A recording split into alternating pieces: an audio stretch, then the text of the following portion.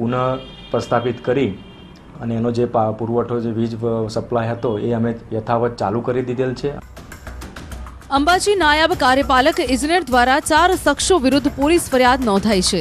સાથે જ યુજીવીસીએલના કર્મચારીઓ તેમજ સ્થાનિક લોકો સામે આવી જતા વીજ કંપની દ્વારા પાડલિયાને નવાવાસ વિસ્તારનો સંપૂર્ણ વીજ પુરવઠો બંધ કરી દીધો હતો. વીજ ચોરી માટે ઉપયોગમાં લેવાયેલા વાયરો પણ કબજે કર્યા તો લોકોને ચીમકી આપી કે વીજ ચોરી કરનારાઓની હવે ખેર નથી. Mahendra Agarwal, News18 Gujarati, Ambaji, Banaskantha.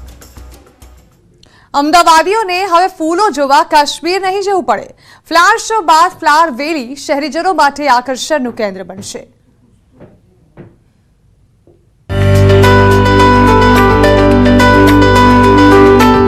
Flower show બાદ આવી ગયું ફ્લાવર વેલી ગાર્ડન. પહાડોના ફૂલો જોવા કાશ્મીર જવાની જરૂર નથી. ઘર આંગણે નિહાળો કાશ્મીર જેવો માહોલ. કાશ્મીરના શાલીમાર ગાર્ડનમાં આવેલા કોસ્મોસ વેલી ગાર્ડન જેવું કોસ્મોસ વેલી ગાર્ડન સૌ પ્રથમવાર અમદાવાદમાં બનાવવામાં આવ્યું છે. આગામી 7મી ફેબ્રુઆરીથી આ ફ્લાવર વેલી ગાર્ડન નાગરિકો માટે ખુલ્લું મૂકવામાં આવશે.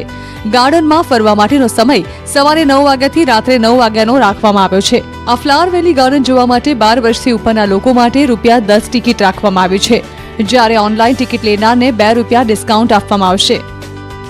આ વેલીની એક ખાસિયત એ છે કે અહીં કોસ્મોસ જાતના પ્લાન્ટેશનના જુદા જુદા લગાવવામાં આવેલ છે. 12 વર્ષથી ઉપરના વ્યક્તિઓ માટે ₹10 ટિકિટ રાખવામાં આવેલ છે. જે લોકો ઓનલાઈન બુક કરાવશે ટિકિટ એને ₹2 ડિસ્કાઉન્ટ આપવામાં આવશે. નવા નરોડા વિસ્તારમાં ફોર્ચ્યુન સર્કલ નજીક સત્વ ગેલેક્સી ફ્લેટ પાસે 21,046 ચોરસ મીટરના પ્લોટમાં ગાર્ડન તૈયાર કરવામાં આવ્યું છે. કોસ્મોસ છોડના ફૂલની વિશેષતા એવી છે કે આ એક પ્રકારનું ફ્લાવરિંગ સિઝનલ પ્લાન્ટ છે અને 50 થી 60 દિવસ સુધી આ ફૂલનો ફ્લાવરિંગનો સમયગાળો હોય છે. ગુલાબી, આછા ગુલાબી અને સફેદ પ્રકારના ફૂલો આ ફ્લાવર વેલી ગાર્ડનમાં જોવા મળશે. એક વખત જો લોકો આ ગાર્ડનમાં જશે તો તેઓને બહાર નીકળવાનું મન ન થાય તેટલું સુંદર ગાર્ડન તૈયાર કરવામાં આવ્યું છે.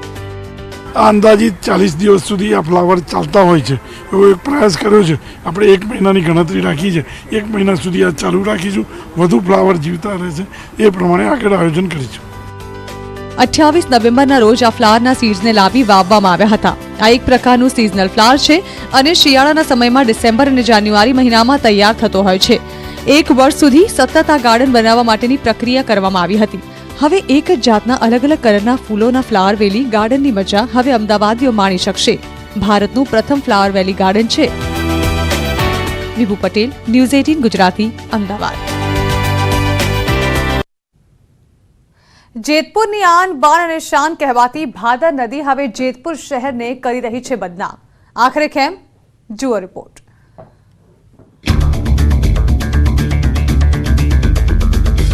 આ છે એક સમયે જેતપુરની આન બાન અને શાન કહેવાતી ભાદર નદી.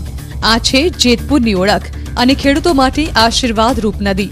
પરંતુ આજે કારખાનેદારો, કેમિકલ માફિયાઓ અને તંત્રના પાપે ભાદર નદી બની ગઈ છે ગંદકીયુક્ત નદી. આજે આ જ નદી જેતપુરને બદનામ કરી રહી છે. આ જ નદી ખેડૂતો માટે આશીર્વાદરૂપ નહીં પણ અભિશાપરૂપ બની ગઈ છે. ભાદર નદી એટલી ગંદી અને એટલી મેલી બની ગઈ છે કે નદીનું શુદ્ધ પાણી લીલું વહી રહ્યું છે. કેમિકલ યુક્ત પાણીના કારણે આસપાસના ખેતરો બંજર બની ગયા છે. આજે આ સ્થિતિમાં ભાદર નદી છે કે કોઈ પશુ પક્ષી પણ આ નદીની અંદર જો પાણી લે તો એ મૃત્યુ પામે. કોઈ માછલીઓ પણ આમાં નહીં રહી શકે.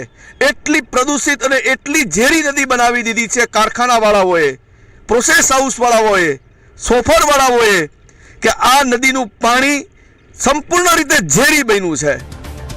સાડીના કારખાનામાં ઉપયોગમાં લેવાતું કેમિકલ અને કલર નિકાલ માટેની કોઈ યોગ્ય વ્યવસ્થા નથી, જેથી કારખાનેદાર કેમિકલવાળું અને કલરવાળું દૂષિત પાણી ભાદર નદીની અંદરમાં ઠાલવી રહ્યા છે. હવે આ નદી નહીં પરંતુ કેમિકલની નદી બની જતા નદીની આસપાસ રહેતા લોકો માટે પણ રહેવું મુશ્કેલ બન્યું છે. નદીનું પાણી એટલું દુર્ગંધ મારે છે કે લોકો અહીંથી નીકળવાનું ટાળે છે. આજે જે વસ્તુ વર્ષો પહેલા જે વસ્તુ આશીર્વાદ રૂપ હતી, ભાદર નદીના કાંઠે જેના ખેતર હોય ખેડૂતના, એ લોકોને 3-4 સિઝનના પાક લેતા હતા, જે આશીર્વાદ રૂપ હતું જે ખેડૂતના ભાદરના કાંઠે ખેડૂતોને, એ આજે શ્રાપ બની ગયો છે. કારણ કે ભાદર નદીના કાંઠે આજે કોઈની પણ જમીન હોય એને જમીન જે ઉપજાઉ જમીન હતી એ બંજર બની ગઈ છે. જાણે જીવનની વાતો કરી રહેલી સરકાર નદીને સ્વચ્છ રાખવા માટેની વાતો કરે છે, પરંતુ જાણે એ વાતો માત્ર કાગળ પર જ હોય તેવું લાગી રહ્યું છે. મુનાફ બકાલી, News18 ગુજરાતી, જેતપુર. અમદાવાદના ખોખરામાં કપિરાજનો આતંક સામે આવ્યો. કપિરાજે એક બાળકનું કાંડું કાપી લીધું અને બચકું ભર્યું. અન્ય એક વૃદ્ધાને પણ કપિરાજે બચકું ભર્યું હોવાની ઘટના સામે આવી છે. સ્થાનિકો અને નગરસેવક કમલેશ પટેલે કાંકરિયા પ્રાણી સંગ્રહાલય અને વન વિભાગને આ અંગે જાણ કરી છે. જોકે બાદમાં એક ટીમ આવી પહોંચી અને 2 કપિરાજને બેહોશ કરી પાંજરે પુરાયા. જોકે સ્થાનિકોએ હજુ પણ 15 થી 20 કપિરાજ વિસ્તારમાં હોવાનો દાવો કર્યો છે અને માંગ કરી છે કે તમામ કપિરાજને પકડીને અમને છુટકારો અપાવો.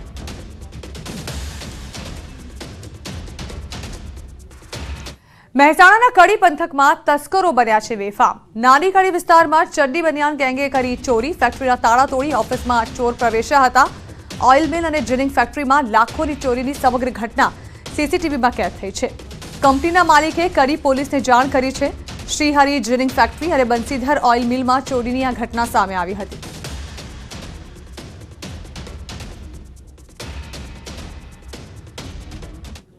હોટેલ રેસ્ટોરન્ટમાં મફતમાં જમવાની ઓફર તો ખૂબ જ સાંભળી હશે અને તેનો લાભ પણ લીધો હશે. પરંતુ રાજકોટમાં એક રેસ્ટોરન્ટમાં તમે હનુમાન ચાલીસા બોલશો તો તમને મફતમાં જમવાનું મળશે.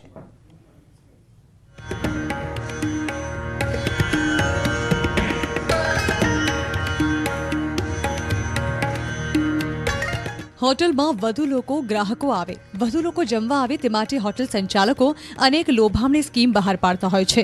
પરંતુ હવે રાજકોટની આ હોટેલની બહાર લગાવેલા બોર્ડને ધ્યાનથી વાંચો, ધ્યાનથી જુઓ.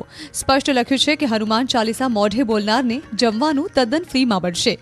સનાતન ધર્મની પરંપરાને આગળ વધારવા માટે હિન્દુ ધર્મના પ્રચાર પ્રસાર માટે રાજકોટના જલારામ ફૂડ કોર્ટ અને ગાર્ડન રેસ્ટોરન્ટ દ્વારા એક અનોખો પ્રયોગ હાથ ધરવામાં આવ્યો છે. 15 વર્ષ સુધીના જે બાળકો મોઢે કડકડાટ હનુમાન ચાલીસા બોલે તેને એકદમ મફતમાં જમવાનું મળે છે. અમને ફ્રીમાં જમાડે છે અહીંયા. શું કામ? હનુમાન ચાલીસા બોલીશ ને એટલે અમને જમાડશે અહીંયા. હું મોઢે હનુમાન ચાલીસા બોલી તેથી મને ફ્રીમાં જમવાનું આપેલ છે. કેવી ખુશી થઈ? બહુ સારી. આજે અમે અહીંયા આવ્યા છીએ. અહીંયા હનુમાન ચાલીસા બોલી તો જમવાનું તદ્દન ફ્રી મળે છે અને અહીંયા આવી અને હનુમાન ચાલીસા બોલીએ તો આપણને આપણી સંસ્કૃતિની બધી રીતો પણ શીખવા મળે છે. અત્યાર સુધીમાં અહીં 20 થી વધુ બાળકો આકર્ષક યોજનાનો લાભ લઈ ચૂક્યા છે. વધુમાં વધુ બાળકો આ યોજનાનો લાભ લે તેમજ આ યોજના આજીવન ચાલે તેવી હોટલ સંચાલકની ઈચ્છા છે. એક પ્રોત્સાહિત ઓફર ચાલુ કરેલ છે જેમાં કોઈ પણ 15 વર્ષથી નાની ઉંમરનું બાળક કાઉન્ટર ઉપર આવીને એમ કહે કે મને હનુમાન ચાલીસા મોઢે બોલતા આવડે છે તો તેને જમવાનું તદ્દન ફ્રી આપવામાં આવે છે.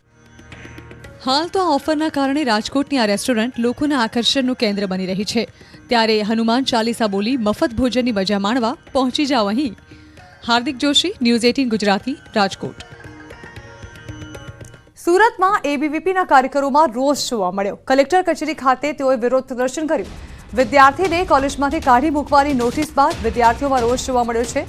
જે વિદ્યાર્થીને સમાજ કલ્યાણ વિભાગ તરફથી નોટિસ મળે છે તે વિદ્યાર્થીએ કોલેજમાં ગંદકી તથા ભોજનની ગુણવત્તાને લઈને ગાંધીનગરમાં જાણ કરી હતી.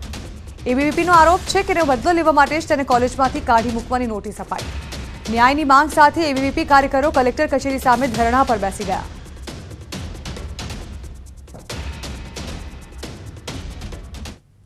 સુરતના કતારગામ વિસ્તારમાં કોર્પોરેશન દ્વારા સીલ કરાયેલી દુકાનો સમાધાન બાદ ખોલવામાં આવતા વેપારીઓએ નગરસેવક નરેન્દ્ર પાંડવનું સન્માન કર્યું. ડભોલી 4 રસ્તા પાસે શ્રીજીનગર સોસાયટીમાં રોડના દબાણને લઈ કોર્પોરેશને દુકાનો સીલ કરી હતી. વેપારીઓએ નડતરરૂપ દબાણ હટાવવાની લેખિત બાંહેધરી અને દંડ ચૂકવતા મામલો થાળે પડ્યો હતો. વેપારીઓએ વોર્ડ નંબર 7ના નગરસેવક નરેન્દ્ર પાંડવ અને જ્યોતિ પટેલનું શાલ ઓઢાડી ફૂલહારથી સન્માન કર્યું હતું. રાત પડતા જ આકાશમાં તારાઓની હારમાળા જોવા મળે છે. જોકે ગઈકાલે કેટલાક વિસ્તારોમાં આકાશી નજારો જોવા મળ્યો તો આજે દ્વારકા જિલ્લામાં આકાશમાં જોવા મળ્યો અદ્ભુત નજારો. દ્વારકા જિલ્લામાં આકાશમાં તારાઓની હારમાળા જોવા મળી. આકાશમાં તારાઓની હારમાળા જોઈ લોકોમાં કુતૂહલ જોવા મળ્યું. તો આ તરફ પાટણમાં પણ અવકાશીય ઘટનાથી લોકોમાં કુતૂહલ સર્જાયું. સમી, સાંતલપુર અને રાધનપુર વિસ્તારમાં જોવા મળી અવકાશીય ઘટના. આજે આકાશમાં દેખાયો ચમકતો પદાર્થ. લાંબી લીટીમાં પ્રકાશિત પદાર્થ જોવા મળતા લોકોએ કેમેરામાં કેદ કર્યો.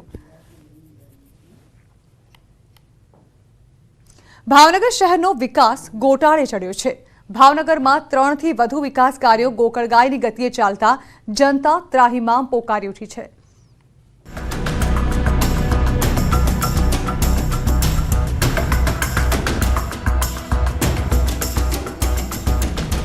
આ 3 તસવીર ભાવનગરમાં ખોરંભે ચડેલા વિકાસની છે. આ તસવીર ભાવનગરના તંત્રની ખોલી રહી છે પોલ. આ દ્રશ્યો જનતાને ત્રાહિમામ કરનારા છે.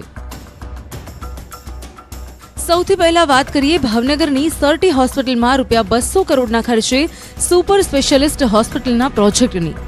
વર્ષ 2018થી આ હોસ્પિટલનો પ્રોજેક્ટ ચાલી રહ્યો છે. 2019માં તે પૂર્ણ કરવાની મુદત હતી.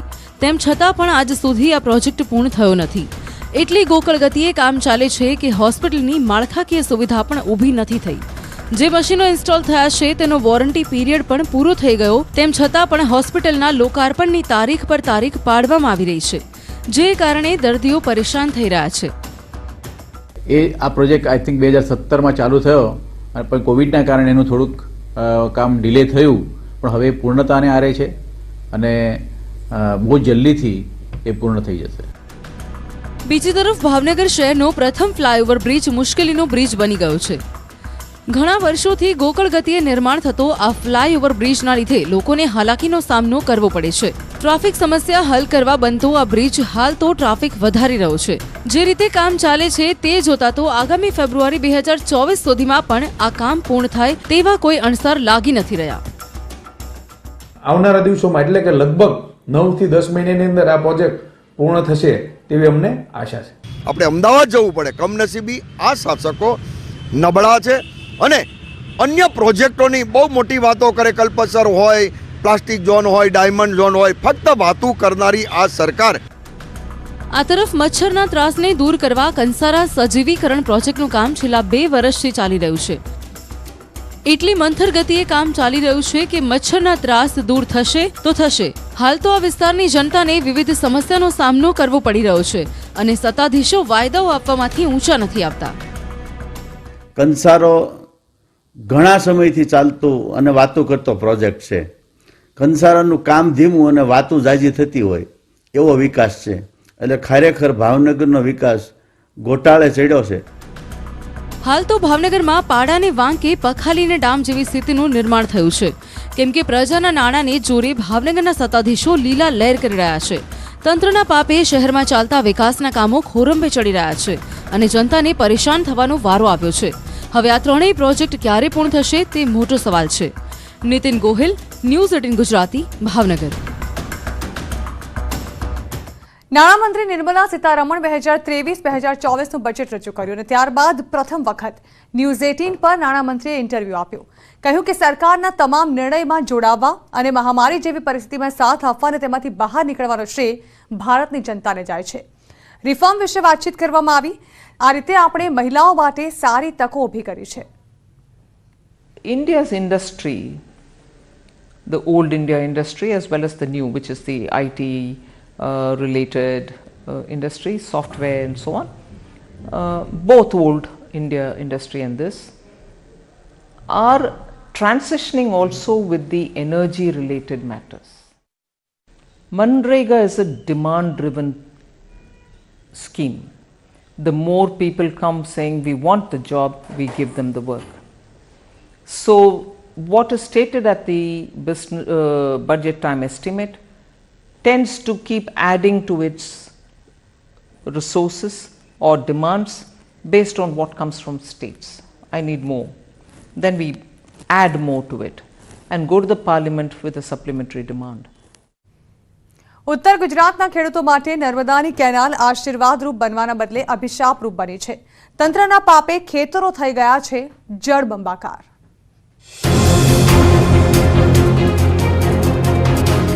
ખેતરોમાં જ્યાં નજર કરો ત્યાં જોવા મળી રહ્યું છે પાણી. ખેતરોમાં બની ગયા છે નદી. ખેતરોમાં છવાઈ ગયું છે પાણીનું સામ્રાજ્ય. ખેતરોમાં ઊભો રવિ પાક ડગમગી ગયો છે. ભર શિયાળે ખેતરોમાં જળબંબાકાર જેવી સ્થિતિનું કારણ છે તંત્રની બેદરકારી. પાટણના રાધનપુર નવા ભિલોટ ગામ આસપાસના ખેડૂતો સિંચાઈનું પાણી લઈ શકે તે માટે નર્મદા કેનાલ તો બનાવવામાં આવી છે, પરંતુ આ કેનાલની સાર સંભાળ રાખવામાં નહીં આવતા કેનાલ ખંડેર બની ગઈ છે. જેથી ભર શિયાળે ખેતરોમાં આવ્યા આફતના પાણી. રાધનપુરના નવા ભિલોટ ગામ નજીક પસાર થતી કેનાલ લીકેજ થતા હજારો લીટર પાણીનો વેડફાટ થયો. સાથોસાથ લીકેજ કેનાલના પાણી આસપાસના ખેતરોમાં ફરી વળતા મોટા પાયે નુકસાન થયું. નવા ભિલોટથી પસાર થતી બામરોલી ડિસ્ટ્રીબ્યુટર કેનાલ લીકેજ થતા ખેતરમાં પાણી ફરી વળતા ખેડૂતોમાં રોષ ભભૂકી ઉઠ્યો. નગરોળ તંત્રની ઘોર બેદરકારીના કારણે ઘઉંના વાવેતરમાં પાણી ફરી વળતા ખેડૂતોના મોઢા સુધી આવેલો કોળિયો છીનવાઈ ગયો. ઊભા પાકમાં કેનાલના પાણી આવી જતા ઘઉંના પાકને મોટા પાયે નુકસાન થયું. રોષે ભરાયેલા ખેડૂતોએ કેનાલ બંધ કરી દેવાની ચીમકી ઉચ્ચારી. આ કેનાલનું કામ બેદરકારી ભર્યું કરવામાં આવ્યું છે અને ગેટમેનને વારંવાર રજૂઆત કરવા છતાં ગેટમેન લોકો કે અમારી કોઈ જવાબદારી નથી આમાં અને અમે આ ગેટ ઉપર છીએ નહીં, તો અમારે કોને પકડવા? નિગમવાળા તાત્કાલિક નવા ગેટમેનની રજૂઆત કરી કે અથવા કોઈ બી કામ અમને રિપેરિંગ કરી આપે, નહીં તો અમે 10 દિવસની અંદર 10 દિવસનું અલ્ટિમેટ આપે છીએ, ખેડૂતો બધાય કેનાલ બંધ કરી દઈશું. તો આ બાજુ દક્ષિણ ગુજરાતમાં પણ કેનાલમાં ભંગાણનો સિલસિલો અટકી નથી રહ્યો. આ દ્રશ્યો છે ભરૂચમાં હાસોટના. કેનાલમાં ભંગાણ. અને હવે નજર કરીએ ટોપ 3 હેડલાઇન્સ પર. પેપર લીક કેસમાં વધુ 2 આરોપીઓને દબોચી લઈ કોર્ટમાં કરાયા રજૂ. આરોપી કેતન બારોટની ઓફિસ પણ એટીએસે સીલ કરી. અમદાવાદ અને પાટણમાં અંધાધૂંધ ફાયરિંગથી બચી ગઈ સનસનાટી. અમદાવાદમાં કાફેમાં તો પાટણના દુનાવાડામાં 5 રાઉન્ડ ફાયરિંગ. સાબરમતી નદી દેશની બીજી સૌથી પ્રદૂષિત નદી. સાબરમતીમાં બાયોલોજીકલ ઓક્સિજન માત્રા 292. ગુજરાતની કુલ 13 નદીઓ પ્રદૂષિત.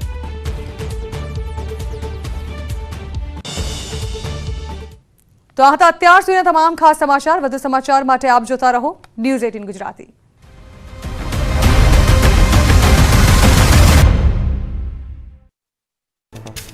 અરવલ્લીમાં મોડાસા નગરપાલિકા એક્શનમાં વ્યવસાય વેરો ન ભરનાર વેપારીઓ સામે કાર્યવાહી. 3000થી વધુ દુકાનદારો પર વ્યવસાય વેરા અધિનિયમ હેઠળ તપાસ. નવસારી ફૂડ એન્ડ ડ્રગ્સ વિભાગ એક્શનમાં ખાણીપીણીની લારી ઉપર ગંદકી દેખાતા સઘન ચેકિંગ હાથ ધરાયું. ગંદકી કરનાર લારી ગલ્લાવાળાઓ પર કરાઈ કાર્યવાહી. ગૌણ સેવા પસંદગી બોર્ડનો નિર્ણય. નાયબ નિરીક્ષક વર્ગ 3ની કસોટીના પ્રવેશપત્ર 3 ફેબ્રુઆરી સુધી ડાઉનલોડ કરી શકાશે. વિદ્યાર્થીઓની રજૂઆતને ધ્યાનમાં લઈને મુદ્દત લંબાવાઈ. જૂનાગઢનું નરસિંહ વિદ્યા મંદિર હાલ જર્જરિત હાલતમાં. શાળામાં ભણતા વિદ્યાર્થીઓ ભયના ઓથાર હેઠળ ભણવા મજબૂર. શાળામાં ચારે બાજુ ગંદકીના થર. શાળામાં 200 જેટલા વિદ્યાર્થીઓ કરે છે અભ્યાસ.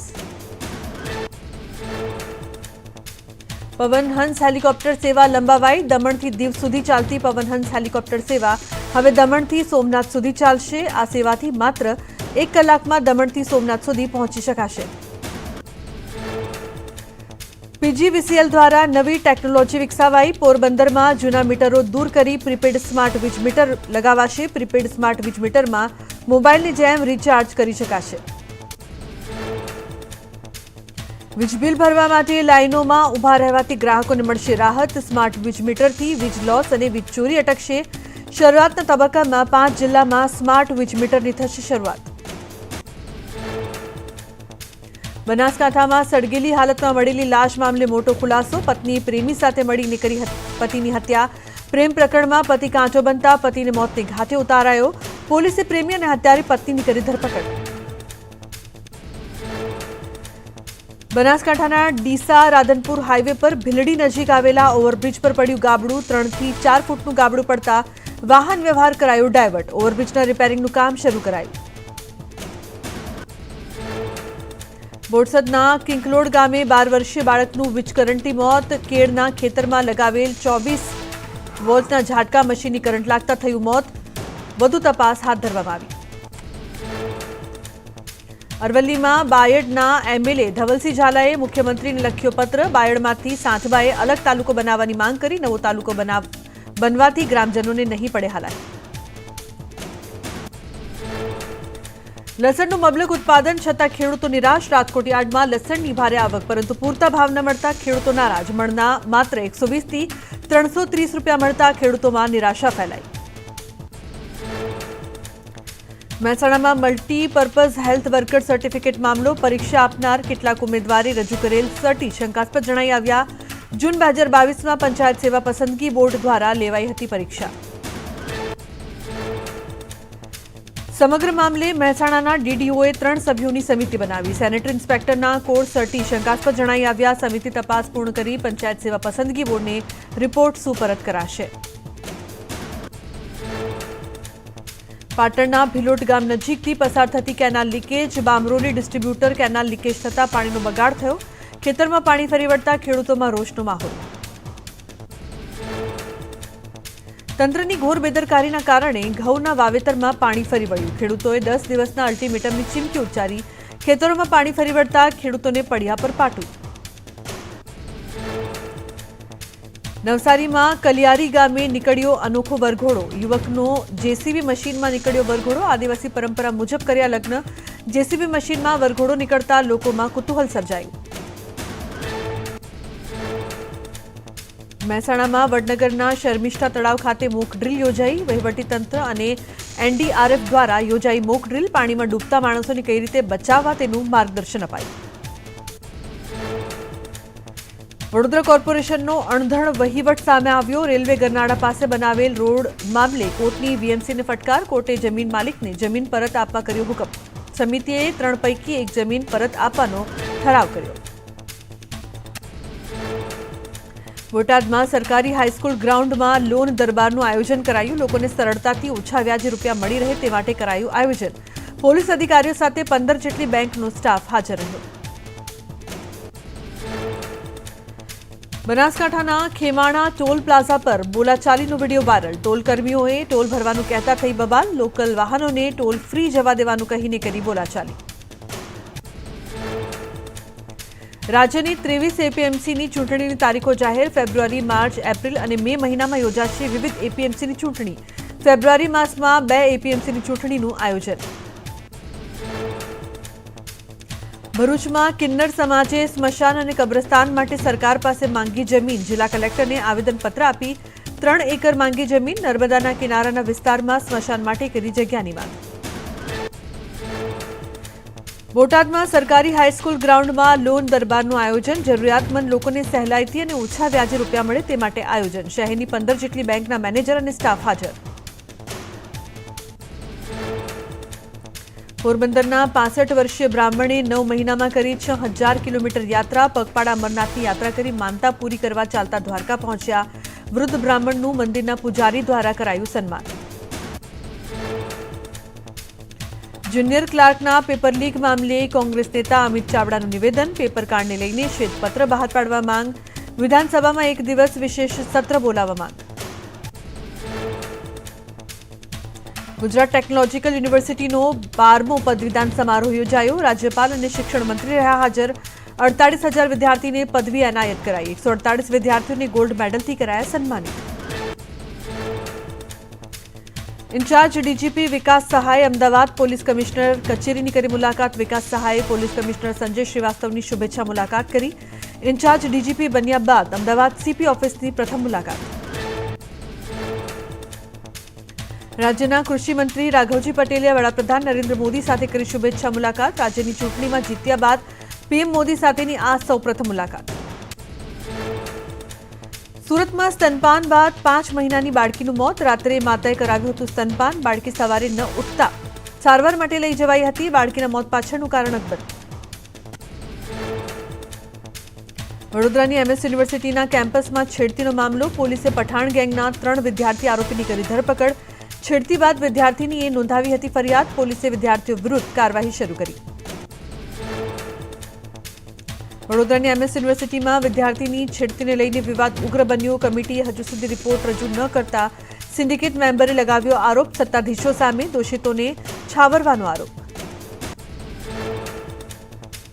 વિધાનસભા સત્રમાં મંત્રીઓને સોંપાઈ જવાબદારી. મુખ્યમંત્રી પાસેના વિભાગોના જવાબો આપવાની જવાબદારી અન્ય મંત્રીઓને સોંપાઈ. મહેસૂલ વિભાગના જવાબો આપવાની જવાબદારી બળવંતસિંહ રાજપૂતને સોંપાઈ. ગુજરાતનો ટેબ્લો લોકપ્રિયતા શ્રેણીમાં પ્રથમ ક્રમે આવતા મુખ્યમંત્રી ભૂપેન્દ્ર પટેલે પાઠવ્યા અભિનંદન. કર્તવ્ય પથ પર કચ્છ અને મોઢેરાની ઝાંખી દર્શાવતો રજૂ કરાયો હતો ટેબ્લો.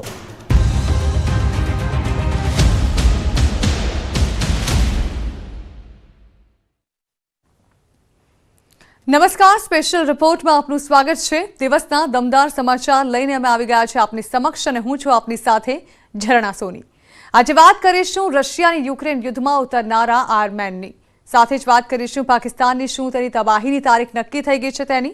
પણ સૌથી પહેલા વાત બાબા બાગેશ્વરની, જેઓ પ્રયાગરાજ પહોંચ્યા, 3 કલાક દરબાર પણ ભર્યો।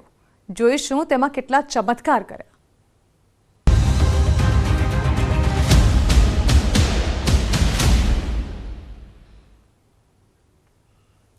बाबा बागेश्वर जे पहुंचा प्रयागराज, जेमनी एक झलक मेळववा उमटी हजारोनी भीड़।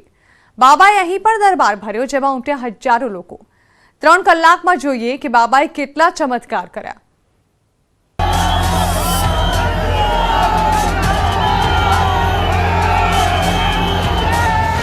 સંગમ નગરીમાં બાગેશ્વર મહારાજનું ભવ્ય સ્વાગત।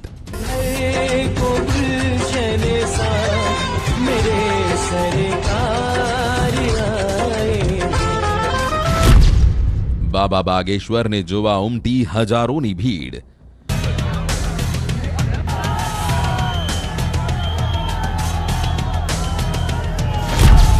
प्रयागराज में बागेश्वर महाराज नो कड़क सुरक्षा घेरो।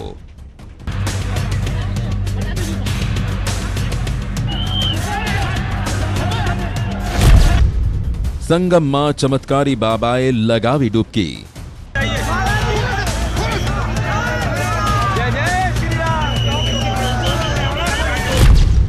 भव्य पोशाक में बाबानो नवो अवतार।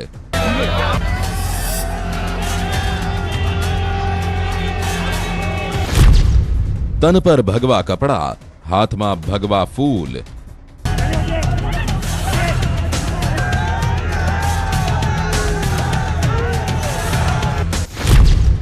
प्रयागराज में बाबा बागेश्वर नो दरबार।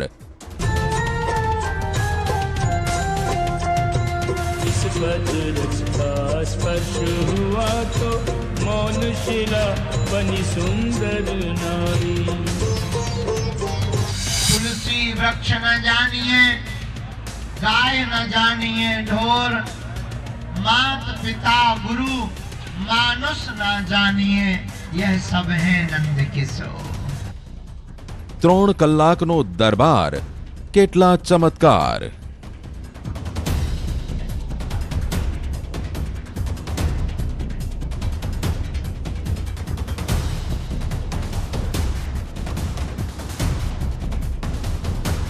सनातन का झंडा गाड़े रहिए, कायदे में रहेंगे तो फायदे में।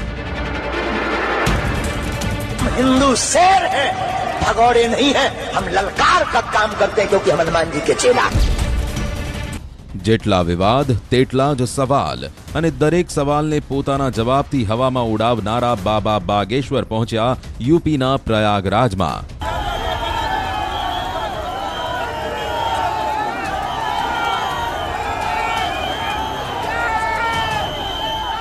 પ્રસંગ હતો માઘ મેળાનો, જગ્યા હતી પ્રયાગરાજની ભૂમિ। આ પ્રસંગને બાગેશ્વર સરકારે એક મોટા આયોજનમાં ફેરવી દીધો। બાબા ધીરેન્દ્ર કૃષ્ણ શાસ્ત્રીએ પ્રયાગરાજમાં માત્ર 3 કલાકનો દરબાર કર્યો, પણ આ 3 કલાકના દરબાર પહેલા તેમને આખા પ્રયાગરાજનું ધ્યાન પોતાના તરફ ખેંચ્યો।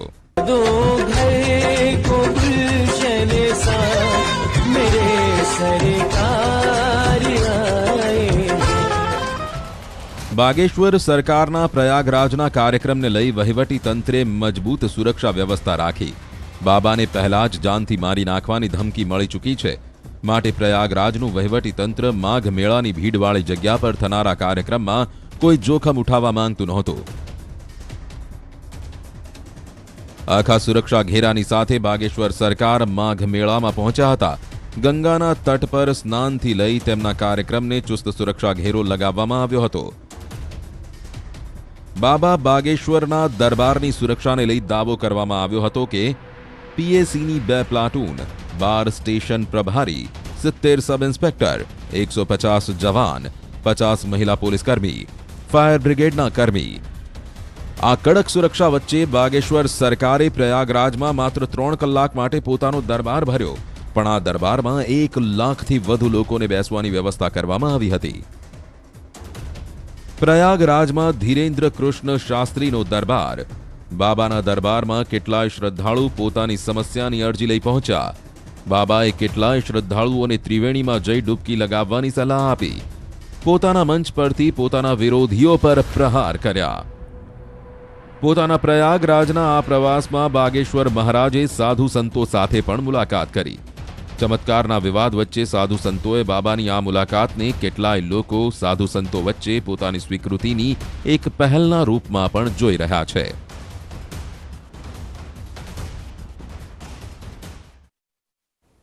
પાકિસ્તાનમાં રોટી, પાણી, દાળ અને શાકભાજી માટે તો જનતા પહેલા જ વલખા મારી રહી છે. હવે અહીં લોકો દૂધ માટે પણ મજબૂર થઈ ગયા છે. દૂધ અહીં 160 રૂપિયા લીટર કરતાં પણ મોંઘું થઈ ગયું છે. તો ઘીનો ભાવ 1400 રૂપિયા પાર પહોંચી ગયો છે. પણ સત્તામાં બેઠેલા સત્તાધીશો માત્ર વિપક્ષને ભાંડવામાં લાગ્યા છે, કેમ કે તેમને મોંઘવારીમાંથી રાહત મળે તેવો કોઈ ઉપાય નથી મળી રહ્યો. માટે જ તો દાવો કરવામાં આવી રહ્યો છે કે પાકિસ્તાનની તબાહીની તારીખ આવી ગઈ છે.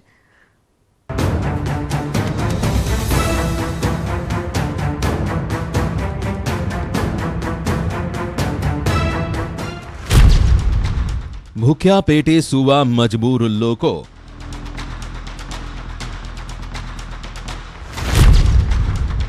લોટ, શાકભાજી, દૂધના ભાવ આસમાને. પાકિસ્તાનની તબાહીની તારીખ નક્કી. પહેલા રોટી માટે મારામારી, પછી વીજળી ગુલ થઈ જવાથી મચ્યો હાહાકાર, અને હવે નોકરીઓ જવાથી બબાલ. પાકિસ્તાન એક એવી ભંવરજાલમાં ફસાઈ ગયું છે જ્યાંથી બહાર નીકળવાનો દૂર દૂર સુધી કોઈ રસ્તો નથી દેખાતો. પાકિસ્તાનની એક મોટી આબાદી બેરોજગારી અને ભૂખમરાનો માર સહન કરી રહી છે. અને ઉપરથી મોંઘવારી એટલી કે શ્વાસ લેવાનું પણ મુશ્કેલ થઈ ગયું છે.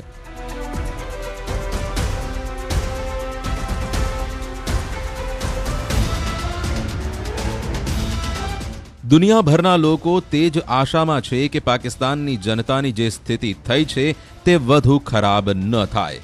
પણ પાકિસ્તાનના સત્તાધીશોનું પૂરું ફોકસ જલ્દીથી જલ્દી ચૂંટણી કરાવવા અને પોતાના ખિસ્સા ભરવામાં લાગે છે.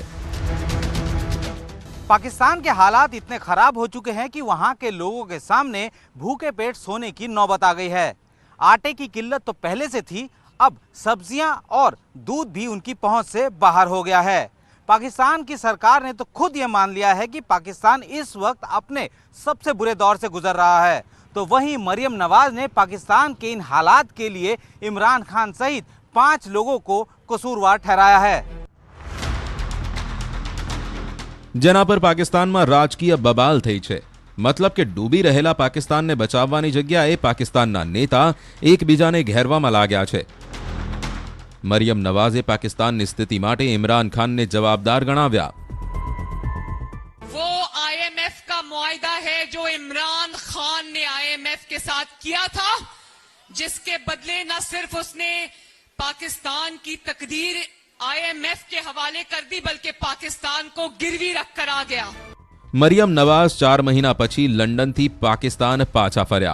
4 મહિનાથી તે લંડનમાં પોતાના પિતા અને પાકિસ્તાનના પૂર્વ પ્રધાનમંત્રી નવાઝ શરીફ સાથે હતા. પણ આવતા જ તેમણે પાકિસ્તાનમાં રાજકીય જંગ શરૂ કરી દીધી. કંગાળીનો માર સહન કરી રહેલા પાકિસ્તાનને નવી લડાઈમાં ધકેલી દીધું. હવે પાકિસ્તાનને કંગાળીમાંથી બહાર નીકાળવાનો પ્રયાસ નજરે નથી પડી રહ્યો. પણ નેતા પોતાના ઝભ્ભા સાફ રાખવામાં જોતરાયા છે. મરિયમ નવાઝના ભાષણથી સ્પષ્ટ થઈ ગયું છે કે પાકિસ્તાનની સ્થિતિ અત્યારે એકદમ નાજુક છે, જે તેમણે પોતાના ભાષણમાં ખુદ માની છે.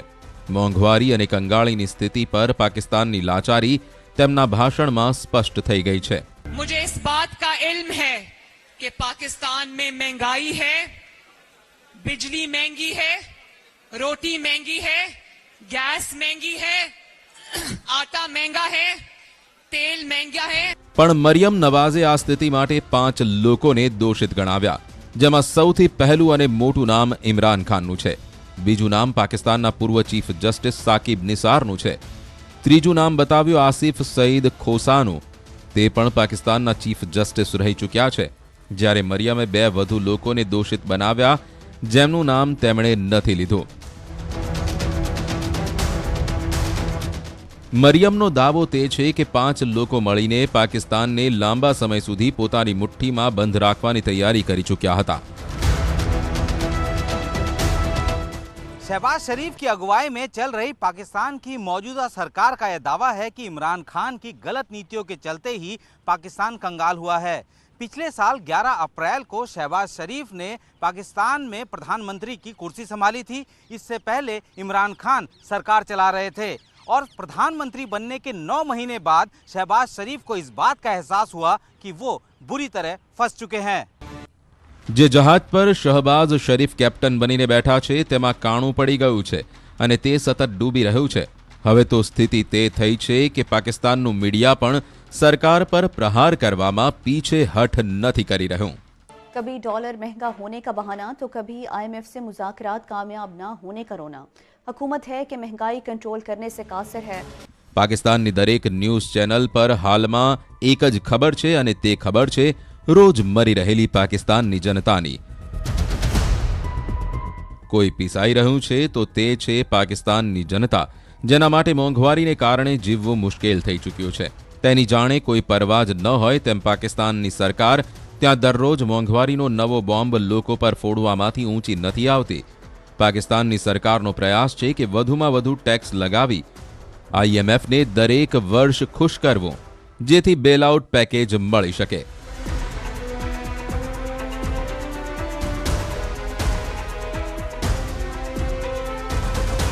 કેમ કે વર્ષો સુધી પોતાની દુર્દશા છુપાવ્યા પછી હવે પાકિસ્તાને આખી દુનિયા સમક્ષ કબૂલ કરી લીધું છે કે તે હવે કંગાળ થઈ ગયું છે.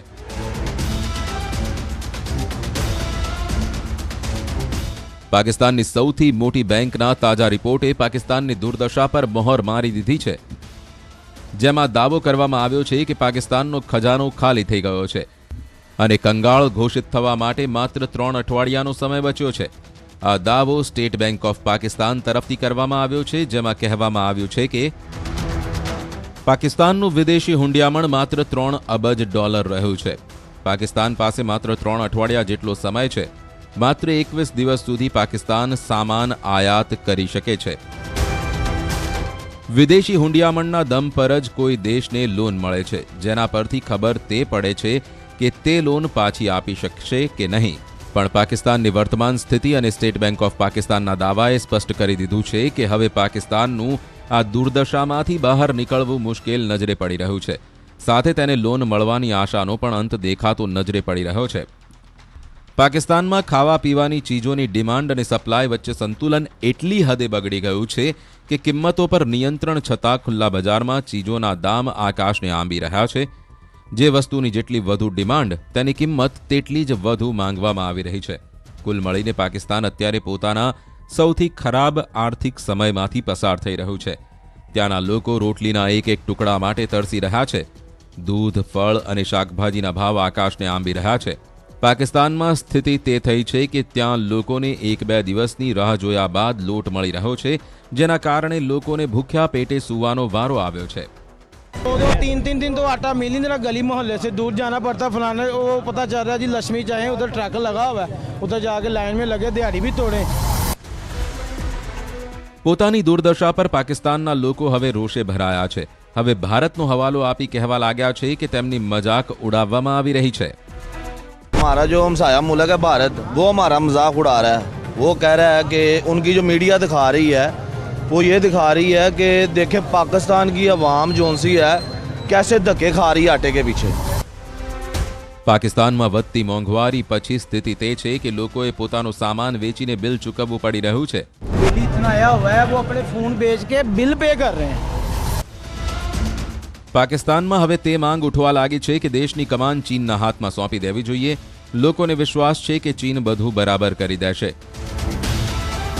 चाइना को ये हुकूमत मुल्क दे दें, ये देखें 1 महीना अभी बहुत ज्यादा है, ये मुल्क सीधा हो जाएगा. जब પાકિસ્તાનની જનતા પોતાના સત્તાધીશોની અમીરી જોઈ રોષે ભરાઈ રહી છે. લોકોનું કહેવું છે કે નેતા જનતાના પૈસા પર અય્યાશી કરી રહ્યા છે.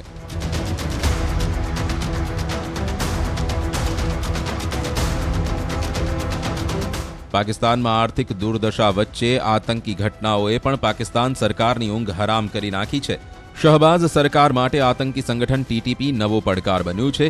આ પડકારોનો મુકાબલો કરવા માટે પ્રધાનમંત્રી શહબાઝ શરીફે 7 ફેબ્રુઆરીએ તમામ પક્ષોની એક બેઠક બોલાવી છે. આ બેઠકમાં સામેલ થવા માટે ત્યાંના પૂર્વ પ્રધાનમંત્રી ઇમરાન ખાન સહિત બધા રાષ્ટ્રીય રાજનેતાઓને આમંત્રિત કરવામાં આવ્યા છે. જો કે કહેવામાં આવ્યું છે કે આ બેઠકમાં માત્ર આતંકવાદના મુદ્દે જ ચર્ચા થશે. ત્યાંની બગડતી આર્થિક સ્થિતિ પર ચર્ચા નહીં થાય. પણ માનવામાં આવી રહ્યું છે કે સત્તાધારી પક્ષોથી ખાર ખાઈને બેઠેલા ઇમરાન ખાન આ બેઠકમાં આર્થિક દુર્દશાનો મુદ્દો જોરશોરથી ઉઠાવશે અને શહબાઝ સરકારને ઘેરવાનો પૂરજોશ પ્રયાસ કરશે.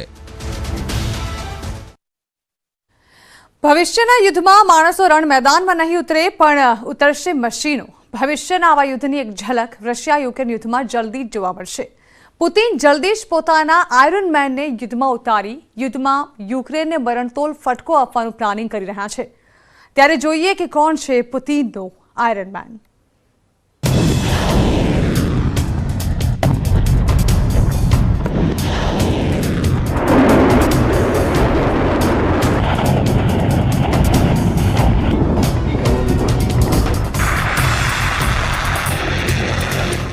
મહાયુદ્ધમાં પુતિનના હાથમાં તે બ્રહ્માસ્ત્ર લાગી ચૂક્યું છે જેના દમ પર પુતિનની સેના નાટો દેશો પાસેથી ઝેલેન્સ્કીને મળેલી ઘાતક ટેન્કો છતાં તેનું અસ્તિત્વ સમાપ્ત કરવાની ધમકી આપી રહ્યું છે.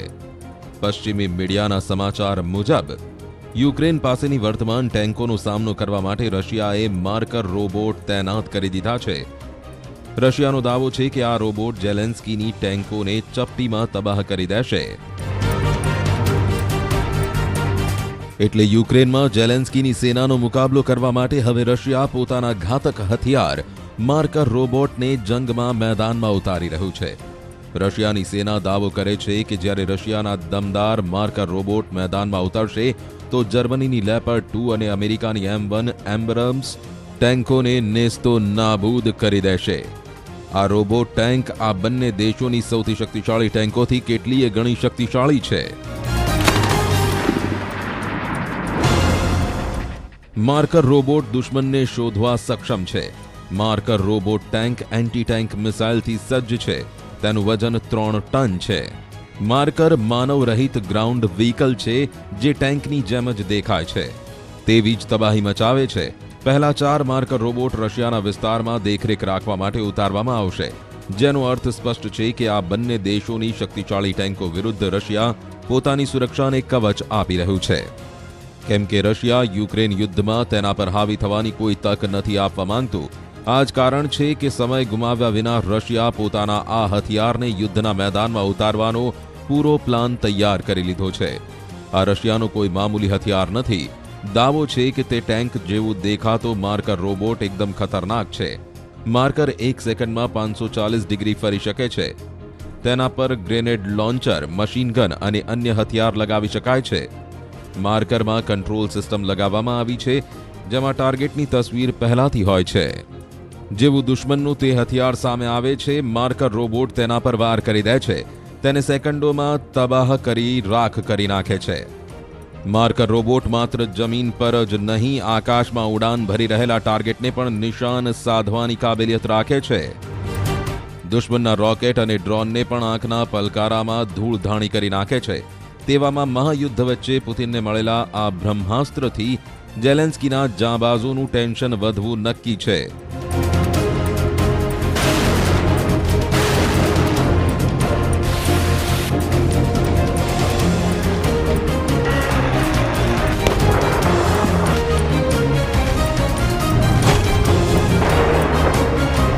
એક વર્ષ જેવું થવા આવ્યું છે પણ યુદ્ધનો અંત નથી દેખાતો. એવું પણ નથી લાગી રહ્યું કે આવનારા કેટલાય મહિનાઓમાં તેને રોકી શકાશે, કેમ કે આવા કોઈ પ્રયાસના સંકેત નથી દેખાઈ રહ્યા. યુદ્ધમાં નવા હથિયારોની એન્ટ્રી થઈ રહી છે, નવી નવી ધમકીઓ આપવામાં આવી રહી છે અને દરેક એક કવાયત ઇશારો કરી રહી છે કે આ યુદ્ધ લાંબુ ચાલવાનું છે. રશિયા અને યુક્રેન યુદ્ધ આગળ કઈ તરફ જશે તે પણ કોઈને ખબર નથી. પણ યુક્રેન અને રશિયાની સરહદ સાથે જોડાયેલા દેશોમાં ડર છે. કે આગામી હુમલો તેમના પર થઈ શકે છે।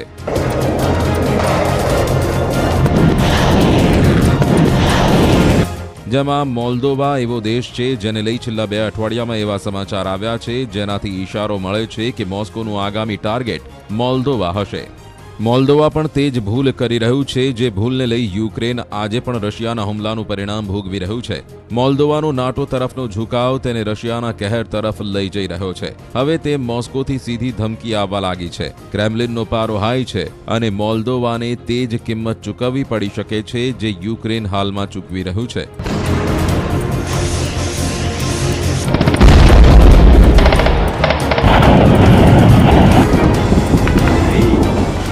મોલ્દોવાના રાષ્ટ્રપતિ માયા સંદુએ એક અઠવાડિયા પહેલા જ નાટોમાં સામેલ થવાના સંકેત આપ્યા હતા અને ત્યારબાદ મોસ્કોના રાજનેતાઓ મોલ્દોવાને યુક્રેનની યાદ અપાવવા માંડ્યા। પહેલા 2 સાંસદોએ ધમકી આપી અને હવે રશિયાના વિદેશ મંત્રીએ ખુદ મોરચો ખોલી નાખ્યો અને ત્યાં સુધી કહી દીધું કે મોલ્દોવા હવે પછીનું યુક્રેન બની શકે છે।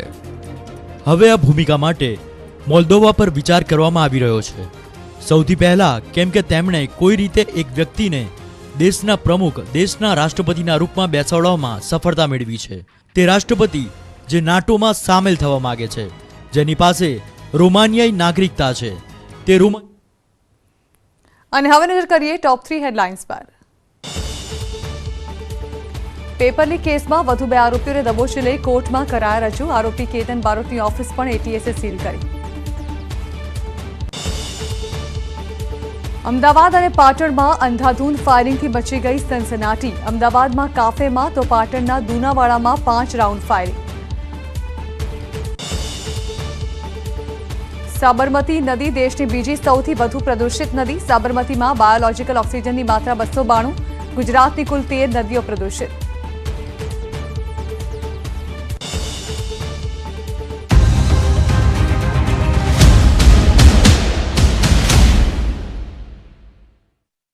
सुहाना मसाले बनाए पनीर मजेदार।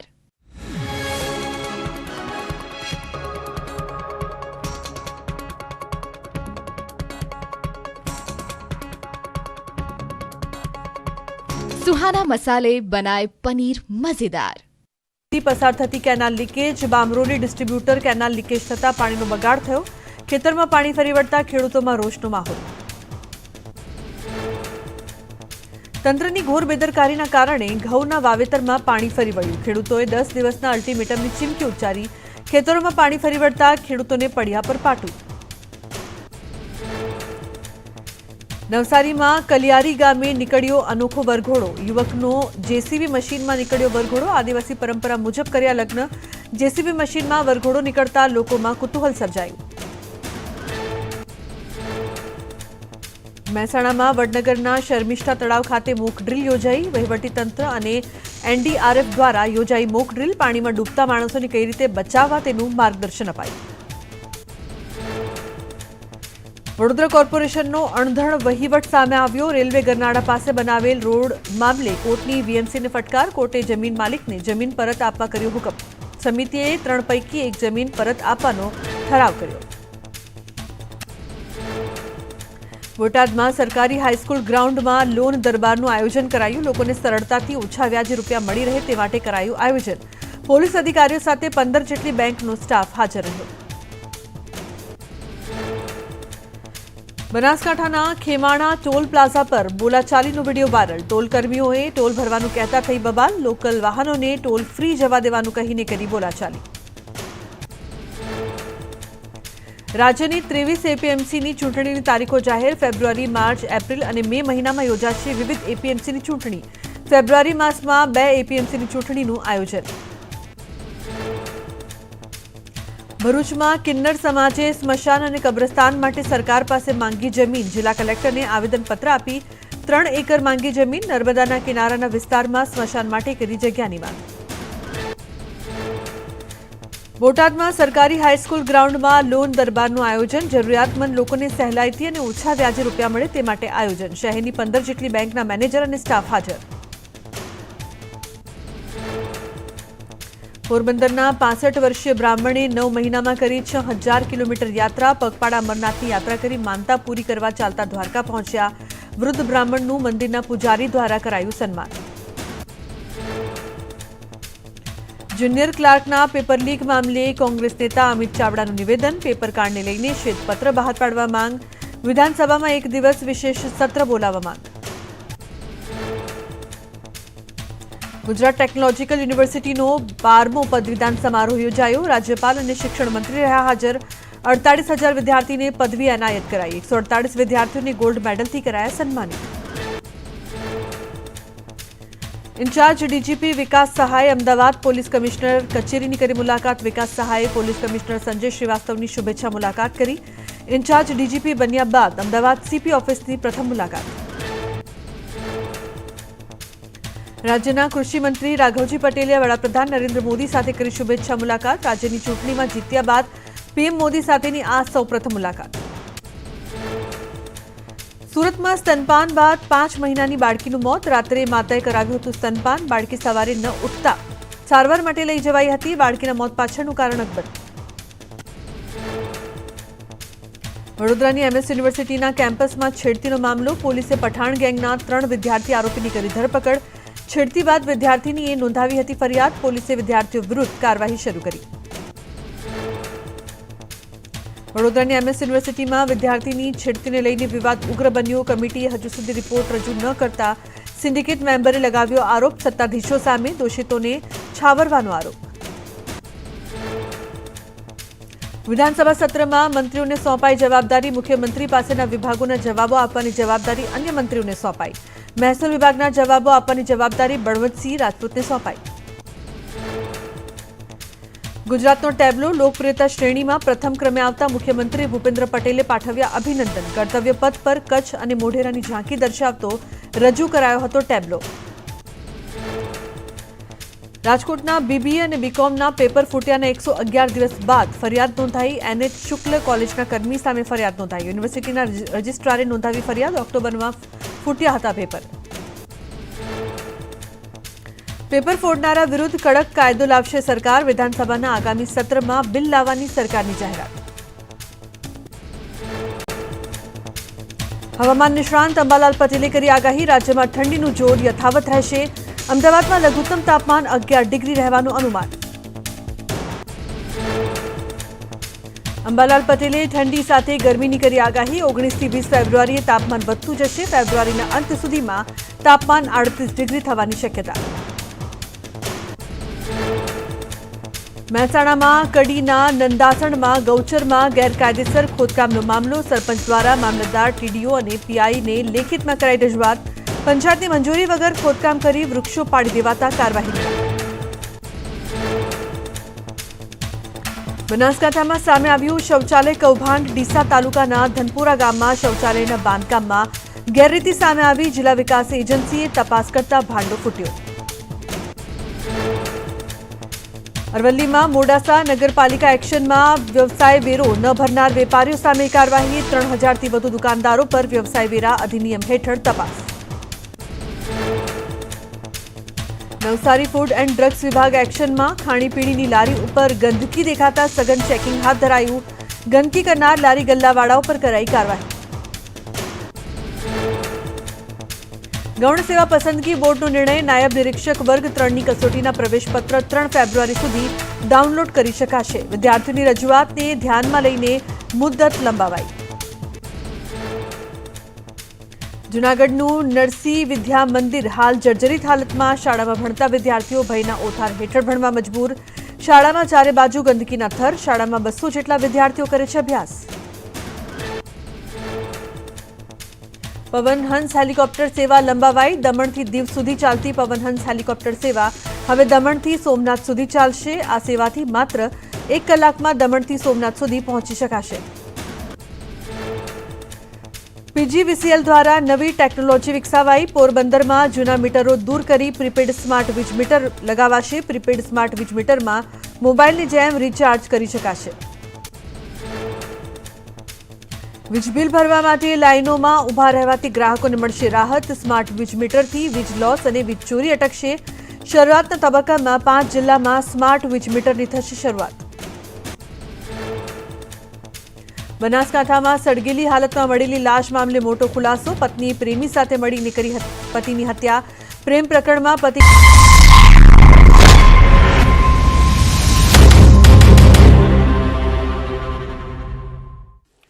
Nirmala ji, thank you so much for giving us this first budget interview to a streaming service and a private news channel.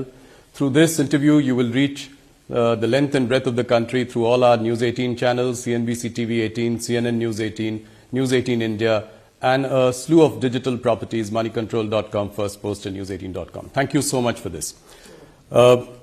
My first question, this is your fifth budget. You were navigating two epochal events in the last couple of years.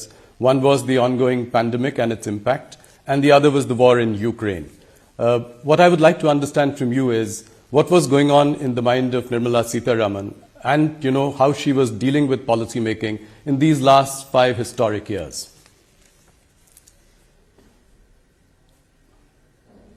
Starting with a very difficult question, because difficult not for any other reason but to capture the experiences, the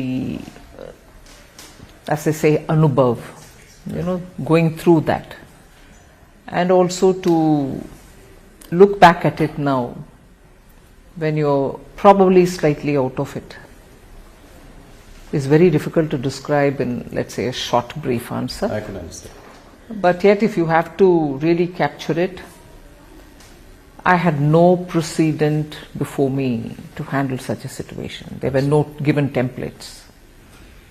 There were no examples to follow. And there were no theories which would have worked in such context. So essentially, we were going by continuous conversation with all kinds of stakeholders. Those who have directly some thing to say about the industry and its suffering, MSME and its suffering, or even those who are observing it with a more discerning eye. So we had to engage in conversation continuously with all people, take their view, weigh it for ourselves to see which one is all right, which is more suitable for us, and which is not. Yes. And also take courage in saying it may not work out for us in one particular way, because eventually somewhere all this has got to be answerable. And therefore I think I would immensely recall the ways in which Honorable PM led the conversation with us. He would never tire himself from meeting us. He would never say not today. So with all necessary precautions taken for COVID, following the protocol, we would still meet and talk about things. But eventually, whatever has been at that time decided and put out as schemes, one thing which was not so much relevant for dealing with the pandemic itself, but yet had to be done, was not to let go the opportunity to continue the reform process. Yes. So that was carried on. But we may do so many things. We may have a stable leadership, clear-headed leadership which stands by us and gives us the guidance under the Prime Minister. And we may come up with the proposals and also launch some specific schemes at that time to benefit, to give relief and so on. Eventually it is the way in which the people of India have absorbed it all. Absorbed it and found best ways to go around it with this kind of a succor which is coming from the government, or some hand-holding which is coming from the government. May not be adequate, but so the credit goes to the people of India for having so been in clued position with the government's every decision making, and kept pace with it all. And that is why today we are where we are. Entirely the way in which people of India have absorbed whatever has been done from the government side and put it to effect on the ground. No, you make a very important point. I think you never gave up on reforms in the last so many years. Come what may, pandemic, war in Ukraine, and that I must concede. I clearly remember that many experts and economists at that time panned the government, panned India, that we were not doing enough for stimulus in the COVID period. And I remember they cited examples of Western economies, European economies, saying that we should at least give 10 to 20% of GDP. That's the bare minimum we should do. Now, in hindsight, do you think that it was good to ignore that advice and be tight-fisted, and that is showing up today? Yes, that is why in answering earlier your question, we had to do our homework for every such input which came in at that time. Why? We could have always said, no, this is what appeals to us, and we would have gone ahead. No, but we had to consider every such advice which came in, and also go through the depths of what it would mean, how will it be executed, whether it can really bear the results, and so on. Only because whether we choose one way or not, we should know why we have not chosen a particular way and be able to justify saying, our understanding was this, and that's why we didn't take it. Today I have the advantage of looking back at it and say, good that I didn't take it, because the results would have been very different. But the fact remains that we went through every one of the suggestions with equal open-mindedness and rigor. Nirmalaji, if I look at this budget, coming to this budget, the central theme, and you've elaborated, you've articulated it in your speech subsequently as well, but I would still like to ask this question, that there is a big push to capital expenditure on one hand. On the other, you've also given a lot of money into the hands of the middle class and the rich, so that there is a consumption boom. All this while keeping the fiscal discipline in place, as you had promised. 5.9%, so that's giving some comfort to everyone. What I want to understand is, what are the few outcomes, big outcomes that you're looking at from this budget? If well executed, if the states and the center work together, I expect tourism to really see a sea change. Flow of people coming in both from one other states and also from abroad. It should actually be a good way of keeping the economy active. If that is going to be this year and also medium term, I also see the momentum that PM Vikas scheme is going to come up with. Because what it does, at least from the way in which I've done this work on understanding that scheme and to see how best it can be tailored, it touches that segment which is sort of self-employed, which has skills, which may be traditional skills, but which are very productively used, and that itself has a huge market, niche market of its own. If by launching PM Vikas, we will be able to touch upon a large section, not confined to any particular few castes, which go by the description Vishwakarma. But we are including everybody who uses his hand with some tools, produces things. That's a huge layer which doesn't get covered under A scheme or B scheme or C scheme. Now we are touching them. We are actually giving that material difference of receiving better attention, better raw material, better marketing, better professionalized way of aggregation and so on, with better fair rated credit from bank and so on. I think that layer, which has remained unseen, untouched till now, but very recognized because of the quality of products that they produce, will now make a big difference to us. Equally, the push on green is not going to be any less. In every sector, there's been provisions made in the budget for them to do the transition from depending on fossil fuel to a renewable energy source-based fuel. And that will touch every walk of life, not just farmers, not just women in the household, both from the point of view of user and also producer. You will generate enough power for yourself and be able to also sell it. And the final but most important, I would think, is the way we are going to shake up and also give life to the self-help women's groups which exist in the rural parts of the country. Some states have extraordinarily done well on SHGs in the last few decades. It's not as if they've been formed only today. A couple of decades they've been on the ground. 81 lakh of them, groups, exist. And it is they who we are now trying to aggregate, bring them together like clusters, see what they want to do in terms of production or services. For instance, I just bring in a very private sector example. Lijjat, the papad, after all was a women's somewhat self-help group. Look at the kind of product, the quality, the branding, the perception about what is Lijjat can always be superior in quality.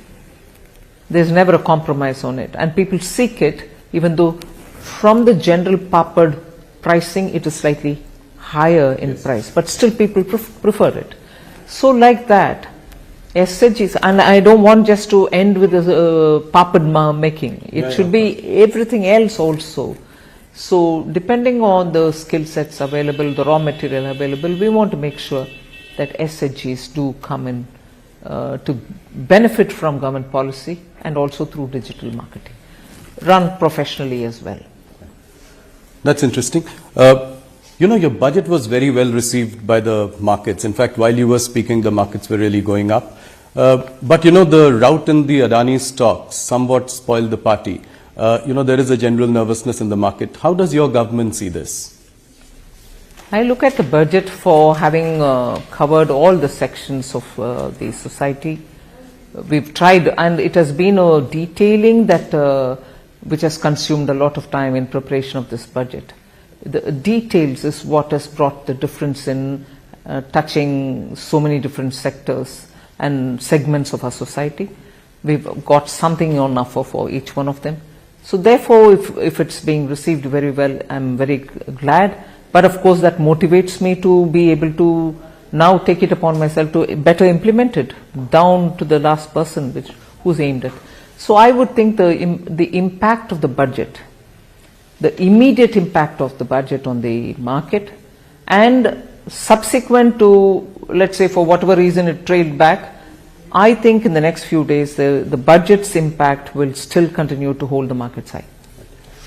You know, the opposition is taking aim at your government, saying that the banking and insurance companies have large exposure in Adani stocks. You know, and the investors and the broader market is looking to you for some direction on this issue. Is our banking and insurance system resilient to take this shock? I want to recall the words, you know, coming from the horse's mouth has greater credibility. Both SBI and LIC have issued detailed statements. And I know the chairperson or the CMD has himself come out and explained how they are not overexposed or whatever they said. Yes. And also said, look, we are sitting over profits for the exposure that we have, which is well within the limit. That's what I understand they have said, and I've again read it through the media. They have very clearly said that their exposure is very well within the permitted limits, and that they are, even now with the valuation falling as well, they are still sitting over profit. So if that is the horse's mouth, as I refer to, word from the horse's mouth, but in general, both with the RBI, we do have the Financial Stability Board's meeting, which happens once in 6 months. We meet, even recently we have met. So I can only very clearly say, both the RBI and we, because of the FSB's meeting, Financial Stability Board's meeting, know that the Indian banking system, if anything, at this stage, for me to use this word, I want to use it with a sense of responsibility, like having gone through the twin balance sheet problem. Indian banking sector today is at a comfortable level, with their NPAs coming down to absolutely low levels, recovery is happening, and their position is very sound, which gets reflected in the fact that when they go to raise monies in the market, they are absolutely comfortably raising monies as well. So the entire macroeconomic analysis which any expert would do also highlights the fact that how comfortable the Indian banks are placed in. That cannot be that if they are at risk. Some of the global investors as well, as a knee-jerk reaction, seem to have pulled out some money in the last couple of days. Some have put, fresh investments on hold. What would your message be to the global investors? India remains as before an absolutely well-governed, stable government and also very well, regulated financial market. And as a result, I think the investor confidence which existed before shall continue even now. Our regulators are normally very, very stringent about certain governance practices, and therefore they should, one instance, however much talked about globally it may be, I would think is not going to be indicative of how well Indian financial markets are governed. So many lessons have been learned over the decades, and therefore I think our regulators have kept our market well in prime and prim condition. Thank you. That's very reassuring coming from the Finance Minister. Let me move on to the next question around the budget, and this is to do with the economy. Is the current recovery due to pent-up demand, or do you think that this will be sustained? I think it will be sustained because the pent-up demand argument was very right nearly 4-5 quarters ago, when post the Omicron we were coming back. People thought 2022 festival season was driven by revenge shopping, pent-up demand and so on. But that pent-up demand won't stretch itself for more than one season if you want to, take it that way. 2022 festival season was in its normal course and there was no exaggeration in the markets or even in consumption. So I think it has now reached a level where it will sustain itself. No, I asked this question also because the rural demand is still tepid. Looking at the commentary coming from FMCG companies in India. Also, if we look at, the work under the Manrega scheme and the, and FMCG results, I asked this question in this context as well. Can aggregate demand be more robust?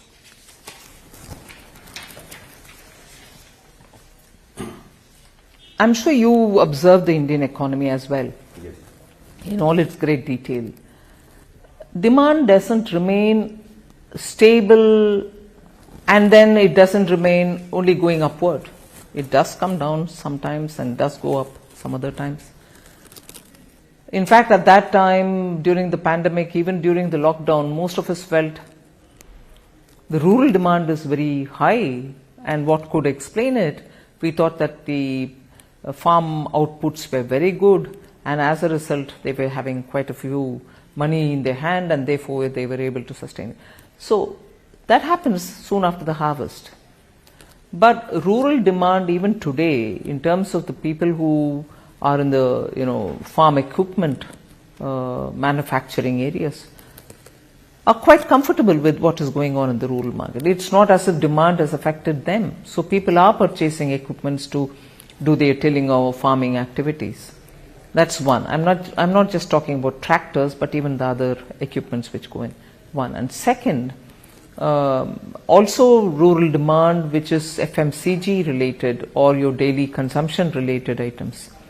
Your GST revenues, whilst I don't want to say that revenue GST going up is purely on rural, it may be urban and rural, but it means that it cannot be maintaining a sustained level if one of the segments, rural or urban, really fall down drastically. So I don't think it's worrisome, if at all, any drop. The RBI governor says that the worst of inflation is behind us. So can the RBI then take a more relaxed view of monitoring, tightening and support growth in the coming weeks and months? Well, I realize that if I do comment, it will look as if I'm guiding the RBI or anything like that. No, broadly speaking. But I suppose, yes, the way in which inflation has come down, both by RBI's action and by the government's action, and the government's action has been steady and at it for some time, So I expect, since the fall in the inflation, it doesn't seem to be just a momentary or a 1 month affair. It should sustain itself in the process of coming down, and therefore they should, and you're right, therefore there shouldn't be that much pressure on the central bank to keep the pace of increasing the rates. But the MPC will take a call. Of course. Any concern that you feel is there because of the twin deficit problems?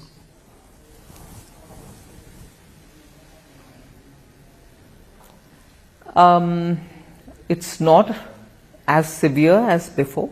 Yes. Yes, when exports come down, you're going to have the current account deficit. But it's also now suddenly going up as well as it was before, a couple of months ago, one. And second is also the import. Imports also keep slightly going up sometimes, but it's also coming down. If these two factors are primarily the ones which we have to concern ourselves with, monthly fluctuations I say. Yes. Fluctuations should not worry us, but if every month there is a steady decline and there doesn't seem to be a sign of increase or coming upward, uptick as you would say, if there is no chance of an uptick predicted in the next few months, then I think I should worry. But monthly looking at coming down and going up need not worry us so seriously. Okay.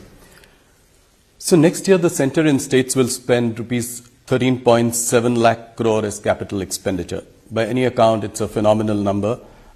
Capacity utilization in the manufacturing sector is at about 72%. My question is, when do you think that the private sector will enter this virtuous cycle of capital spending? They are in it already, I would think. There has been a minor uptick.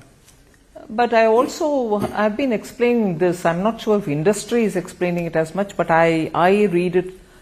So I keep read it in the sense my inferences based on the kind of discussions which happen. India's industry, the old India industry as well as the new, which is the IT related industry, software and so on, both old India industry and this, are transitioning also with the energy related matters, are transitioning also in the way in which their shop floors are operated. So the investment that they make is not to create one more unit of what they already have.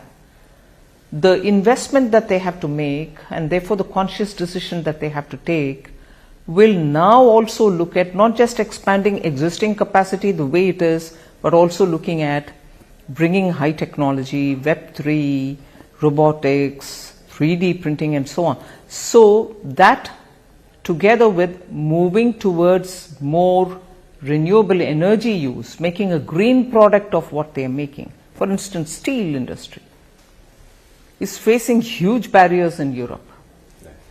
Now, their business of having to invest and expand now would be not to just produce more steel, but to produce green steel. So the investment there has three new dimensions which have never been into consideration earlier. Invest and produce green, produce also with the efficiencies of technology. So all this, when comes into play, when your decision making is being done, does take time and more resources. So I would want to give that advantage for India's private sector, that yes, their process is going to be somewhat more complicated in terms of taking the decision, but I think the atmosphere is conducive for that on all grounds, technology, green and so on. I'm kind of curious that while you've given a boost to capital expenditure and increased outlay to PM Awas Yojana, you've also cut the Manrega budget by almost 33% or 30,000 crore. Why have you done that? Actually, the answer lies in your own question. Okay. PM Awas Yojana is also to be done by workers in the area, rural area, who normally would have gone for, let us say, in the absence of this, would have gone for Mahatma Gandhi Rural Employment Guarantee Scheme. Right. That's one answer, because even this has got to be done by people in the rural areas who are looking for jobs, just as Jal Jeevan Mission also goes through rural works. So they have these opportunities as well, which are coming not in a small incremental change, 6% increase, 79,000 crores for PM Awas, and also Jal Jeevan also getting a huge allocation. So these two also are there along with me. Second, Manrega is a demand-driven scheme. The more people come saying we want the job, we give them the work. So what is stated at the budget time estimate tends to keep adding to its resources or demands based on what comes from states. I need more. Then we add more to it and go to the parliament with a supplementary demand. So if you see the last 3 to 4 years, inclusive of the COVID year, naturally, the BE number and the RE numbers are so different in that the RE is much higher. And if you now go back to the last 2 years where the actual numbers are available, BE, RE and the actuals, you will see the actuals are lots more than the BE, and in some cases exactly as much as the RE, which is enhanced, or even better than the RE in increased amount when you realize it in the actuals. So you end up spending a lot more even as you're going on. So I'm a bit now worried that this is becoming a staid question. Manrega, you cut it. Just see the pattern for the last 3 years. It starts with a number at the BE, keeps going on because it's demand driven, and when the supplementary demand stage comes, it's actually a lot more. Yes. So more opportunities have been created, so that's right. Yeah, so I agree. The real average GDP growth rate is 6.5%, as the economic survey says. With a little more reforms, the survey posits that it could even be a little higher at 7 to 8%. Now, what is the realistic and the desirable sort of growth rate for India if it were to become, the third largest economy in the world by the end of this decade? Desirable is one thing, but that desirable number will have to be tempered down by the global realities. Yes. The kind of uncertainties with every economy in the world faces. I don't think any one economy is so immune that the global volatilities don't affect them. So every economy is affected, particularly for a country like India, which for at least 2 critical items entirely depends on imports: fuel, fertilizer. So when you're looking at importing that many big ticket items, your uncertainties are lots more and lots more pronounced. But even provisioning for that and building a budget, we have definitely ensured that we will be not as much be affected by such uncertainties as would any other country be. And therefore the numbers that we've given for the growth is very realistic. Right. One thing that struck me this time when I was listening to your budget speech was the absence of any mention of disinvestment or asset monetization. Why was that? Why has that at least seeming to take a back seat in the last year or so? No, it is still there in the budget documents. Right. It may not have been a part of my speech, but it is in the appendix to the speech. It's also in the rest of the documents where we give the actual numbers and the activities which are going on and so on. See, the cabinet has after all taken a call that certain companies will have to be privatized, and that motion has the approval of the authority concerned, which is the cabinet. So the process goes on. But of course, because we'll have to also see when is the best time for it to be done, given the fact that we've already done the homework and kept it ready for just going out to the market, this consumes a lot of time, this preparatory time. Absolutely. Yeah. Post that is when we literally watch out for the market and then put it out. So both the factors, preparation and best time in the market, influence when you put it out. The process is on. on many of these items. So you're saying it's a question of timing? The commitment to privatization remains as strong as ever? Absolutely, particularly on those where the cabinet has already given the go-ahead. So last year you'd spoken about the privatization of 2 PSU banks. What happened to that? Have you identified the banks? Is the process on? This is what is happening. The process is on. The amendments will have to happen in the Act, right. And then also look at the market, and then it'll have to go through. So it is very much on? Of course it's on, because the cabinet has given the approval. Right. So Nirmala ji, the export sector is suffering because of slowdown in major markets. What are the options to mitigate the impact of weak international economies for us today? See, it has two-sided problem. One, you have to make up for those handicaps that Indian exporters face. Whether in logistics, whether it is the cost of electricity, or whether it is any other inherent handicap that they may have in terms of labor, or in terms of the place they are located in, and so on. So for these inefficiencies because of certain handicaps, it is necessary to give them some kind of a redressal, in the sense give them some incentive, or the RODTEP-like scheme which is already on. So that's one thing. But it's also the usual way in which you would say, if a market is difficult, look for newer markets. If a market is difficult, see what you want to do about making yourself attractive for that market. You do road shows, or you spend money in branding yourself, or you appoint such agents who will tell us about the tastes in that and preferences in that market, and so on. And looking for another market, you will obviously spend some money and go on road shows, open up avenues there. But today, the typical problem that you face, not just you, meaning Indian exporters, but many face, is the lack of demand in those markets because of recession, which are normally our marketplaces where we send our products, whether it's your textile, whether it is your diamonds, whether it's your gems and jewelry, whether it is your tea, whether it's your basmati rice, and so on. So I'm taking those which are symbolic of India. There are others, components, auto components, electronic parts, which you very well manufacture today. So when the recession has hit these economies, and when I say these economies, not just those in which you're present, but even for the newer markets which you might otherwise aim at, all of them are hit by it. So that's where the problem gets even more compounded, and we'll have to work together with the exporters to see how best we can help it. Okay. India's trade deficit with China has hit $100 billion in 2022, $100 billion in 2022. Imports keep rising, exports to China are falling. Is this situation acceptable to us? How do we really reverse this trend? No country would want its exports to languish and imports to balloon with any trading partner. But the issue has two-pronged answers.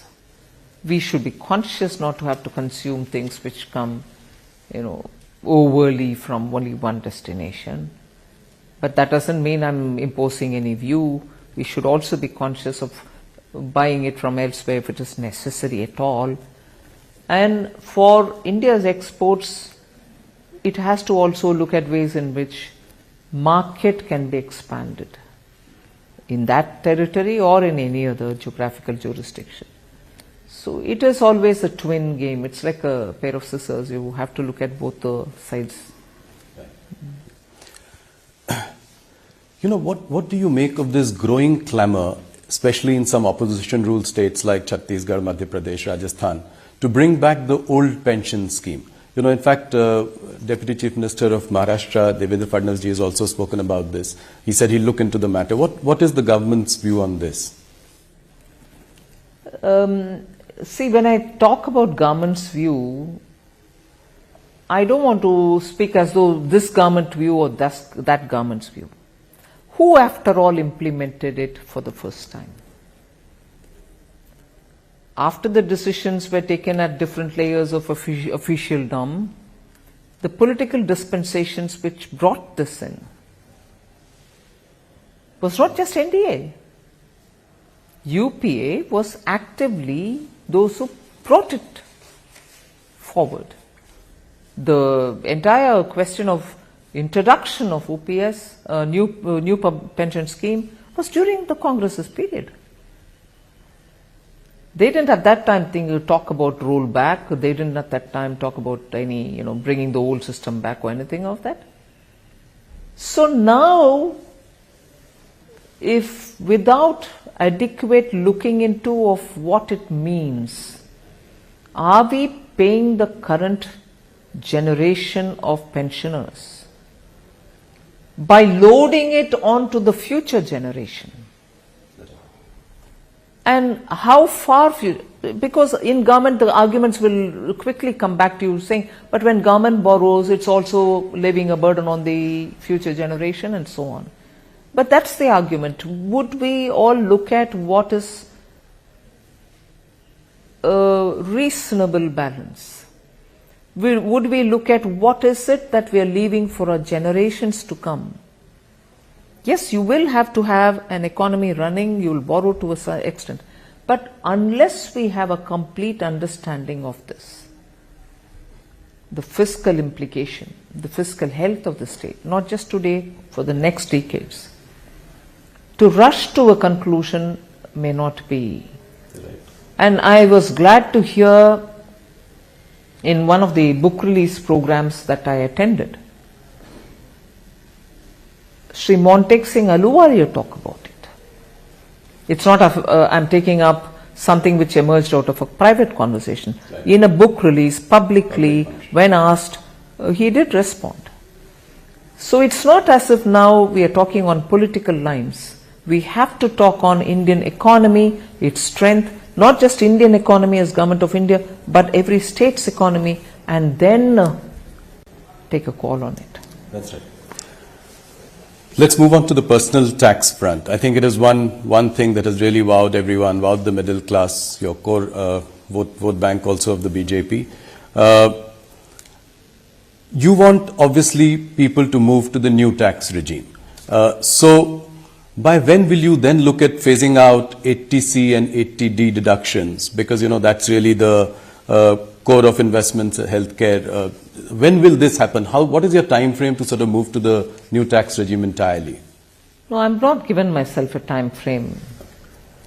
I'm more looking at it to make sure every Indian citizen makes his own choice, her choice.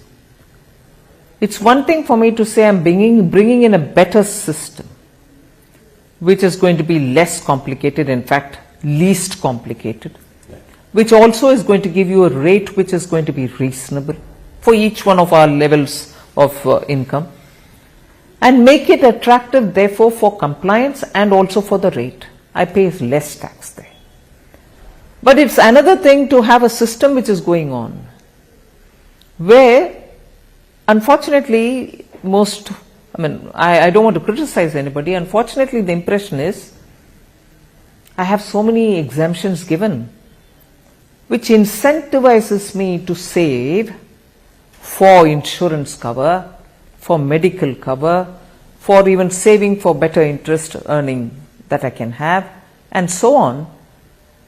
I don't want people there to think that I've denied them that. Please if you want to have it that way. But it's not just one government or the other. In general, the philosophy that governed it was you'll have all those exemptions and you'll feel tempted to have yourself cover, insurance cover, give yourself insurance cover or savings or whatever. But your tax rates were so high. Yes. So it's nice to give you some incentives, but good enough for me to have a big return in terms of the tax that I collect. Yeah. But whereas what I'm giving you now, which was introduced 2 years ago, this is the second regime, and Prime Minister was very clear that taxpayers should know actually what they're paying and exactly feel comforted that they're not paying much, and actually bring in rates down, make it simple so that anyone sitting at home should be able to file their returns and know, and that's the end of the story. I don't need to keep immense documents and so on. So we brought that in. and steadily we are making it attractive, but not forcing anybody to get out of the exemption regime. But the fact remains there that the rates have been very high, and you still got some discounts so that you can go with your. So how many people do you think will migrate? Any sense that the government has? I'm more talking about the layers which are covered yes. by these, beneficial tax rates. I would think in that layer at least 50% will come 50%. That's a big number. And what is the current number? Any idea that the government has of that? Yeah, I have a number, but I don't think I can off the cuff say it. Okay. This is a slightly broader question. You've been extremely successful in widening the tax base. As the base has widened, the tax slabs tend to go down. Do you think that could you consider in the long run bringing the top tax slab to 25%, just in line with your corporate tax rate, top corporate tax rate? Would that be the vision going forward? Well, eventually the tax rates must be absolutely low and the assessee friendly. Citizens cannot be burdened with taxation. But that is when I have widened my base sufficiently. It can't be that few people pay and they pay huge amounts and I have to run the system. It shouldn't be that. It should definitely be wider the base, lower the tax, and therefore achieve both the objectives of collect your tax from those who can pay it, but collect enough so that you are able to run your schemes.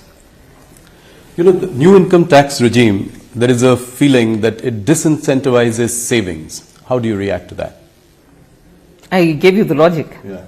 I can always incentivize you, go for insurance, go for savings, go for this, and come up with a fantastically high rate and say, all right, I've given you discounts, but I need my money. Instead, I'd prefer a completely acceptable and lower rate of interest, lower tax rate, and people to feel that, all right, I'm not being burdened, there's no reason for me to avoid or evade the tax and pay it up. And you have the choice of deciding your own saving instrument, right? You're not. I was going to say, I'm on the side, or I belong to that school of thought which says, if the taxpayer is left with more money in his hand because we collect less tax, I would think that he's the best judge to decide where he has to put his money, and he doesn't need an incentive to run his family or to protect them from ill health or to not bother about his future, save for future and so on. So why do we want to underestimate our citizens? If I give very high tax rate, then I also have to tempt them to say, all right, go about saving it because I'm giving you some incentive here. But I've left more money because I tax you less. You are the best judge to do what you want with your money. Some of the experts feel that it was a rather bold move for you to reduce the rich tax from 42.7% to 39% in what is an election year. But is it that you've given some and taken away from the other hand as well, and so it's a zero-sum game in a sense? Where have I taken away? The real estate, earlier you could move money to real estate, now the cap is 10 crore, beyond 10 crore there is no. There are a couple of. That's not taking away. It is like saying, beyond 10 crore of a house that you have, why do you want to also expect favors for a second or the third or the fourth? Correct. And there have been instances, I might say, without revealing any names or any kind of people who have bought house, sold house, made immense profits out of it, but who still enjoy these sort of, 10 crore house, I should still get my benefits from the government. So the bold move in an election year. But I'm not give and take there. Okay. I've not given away something and taken away something. I'm only giving. Okay. I've not taken away anything. So that's as I said, a bold move in an election year, because people don't expect you to do it. No, but if you're referring to the surcharge, which I brought down and which therefore is going to give benefit to some of the upper middle class and high net worth individuals. That's it. It's also because the Indian tax system should be seen for not being so harsh. With your 30% surcharge, you were reaching a total tax of 42.75 or something. 42.7%, yeah. 42% of tax taken away. Even a person who's that, talented enough, skilled enough, and is paid very well for his contribution to the firm and has a good earning. Yes. Take away nearly 42.7. Doesn't make our system look fair. Right. And therefore we brought it. You know, MNCs are looking at a China plus one strategy. You know, so you've also spoken about it in your budget speech. You know, we've seen that the manufacturing and export of mobile phones from India has really gone up. Which are the other sectors in manufacturing that could benefit out of this China plus one? Well, the PLI that we've given out with Yes. 13 sectors is definitely a China plus one list, which is sunrise sectors, which are important sectors for India to have its own strength. That's exactly the China plus one kind of a. Okay. You know, there is a funding winter in the startup ecosystem. In fact, some of the startups that were doing really well have come off their valuation highs. What is the government specifically planning to do about this? You know, this government has done a lot for the startup community in the last few years. So what next? What would you do? But I think the funding is also waiting to see more innovative startups claim for the next stage.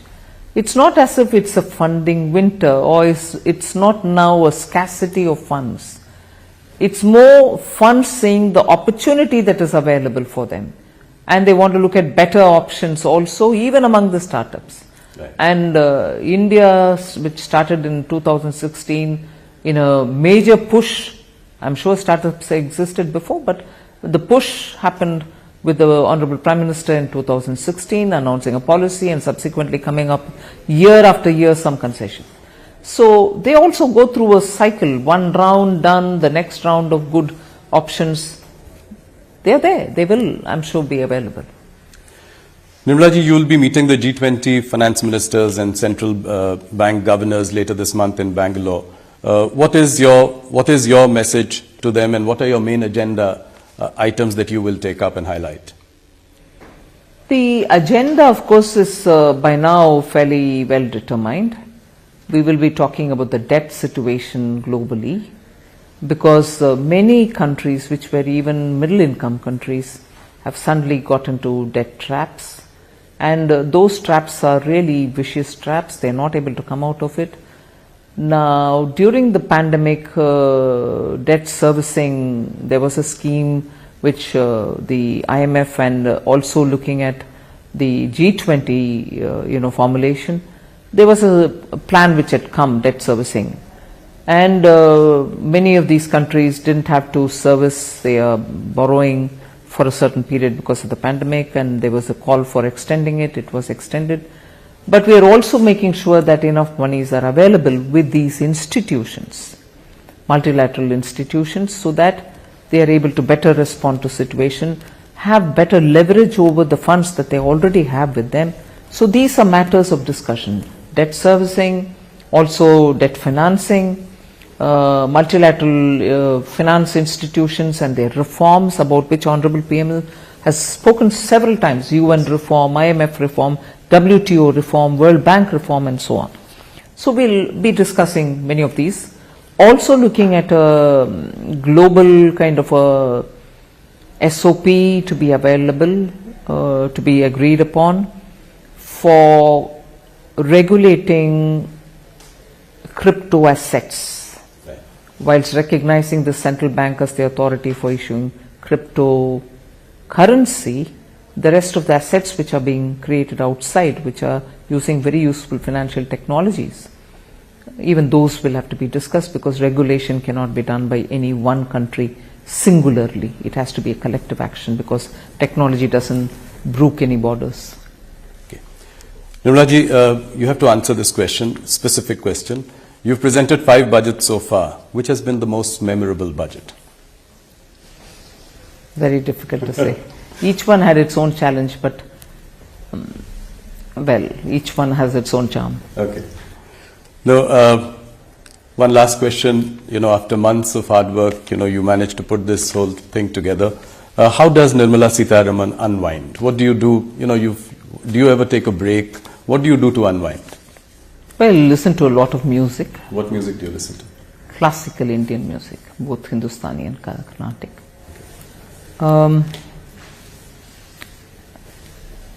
I sleep well every day. I think we should I have be in a a happy sleep routine. We should be in a happy place that the finance minister of the country sleeps well. Absolutely, because we have a good prime minister who's got that kind of a vision, and the strength of the leadership that he brings along helps the country. So Yes, that too. good sleep. Thank you, Nirmala ji, for your time. Thank you for the first interview to a private channel and a streaming service. And more importantly, congratulations on a very well delivered budget. Thank you so much. Thank you. Thanks for giving me this opportunity.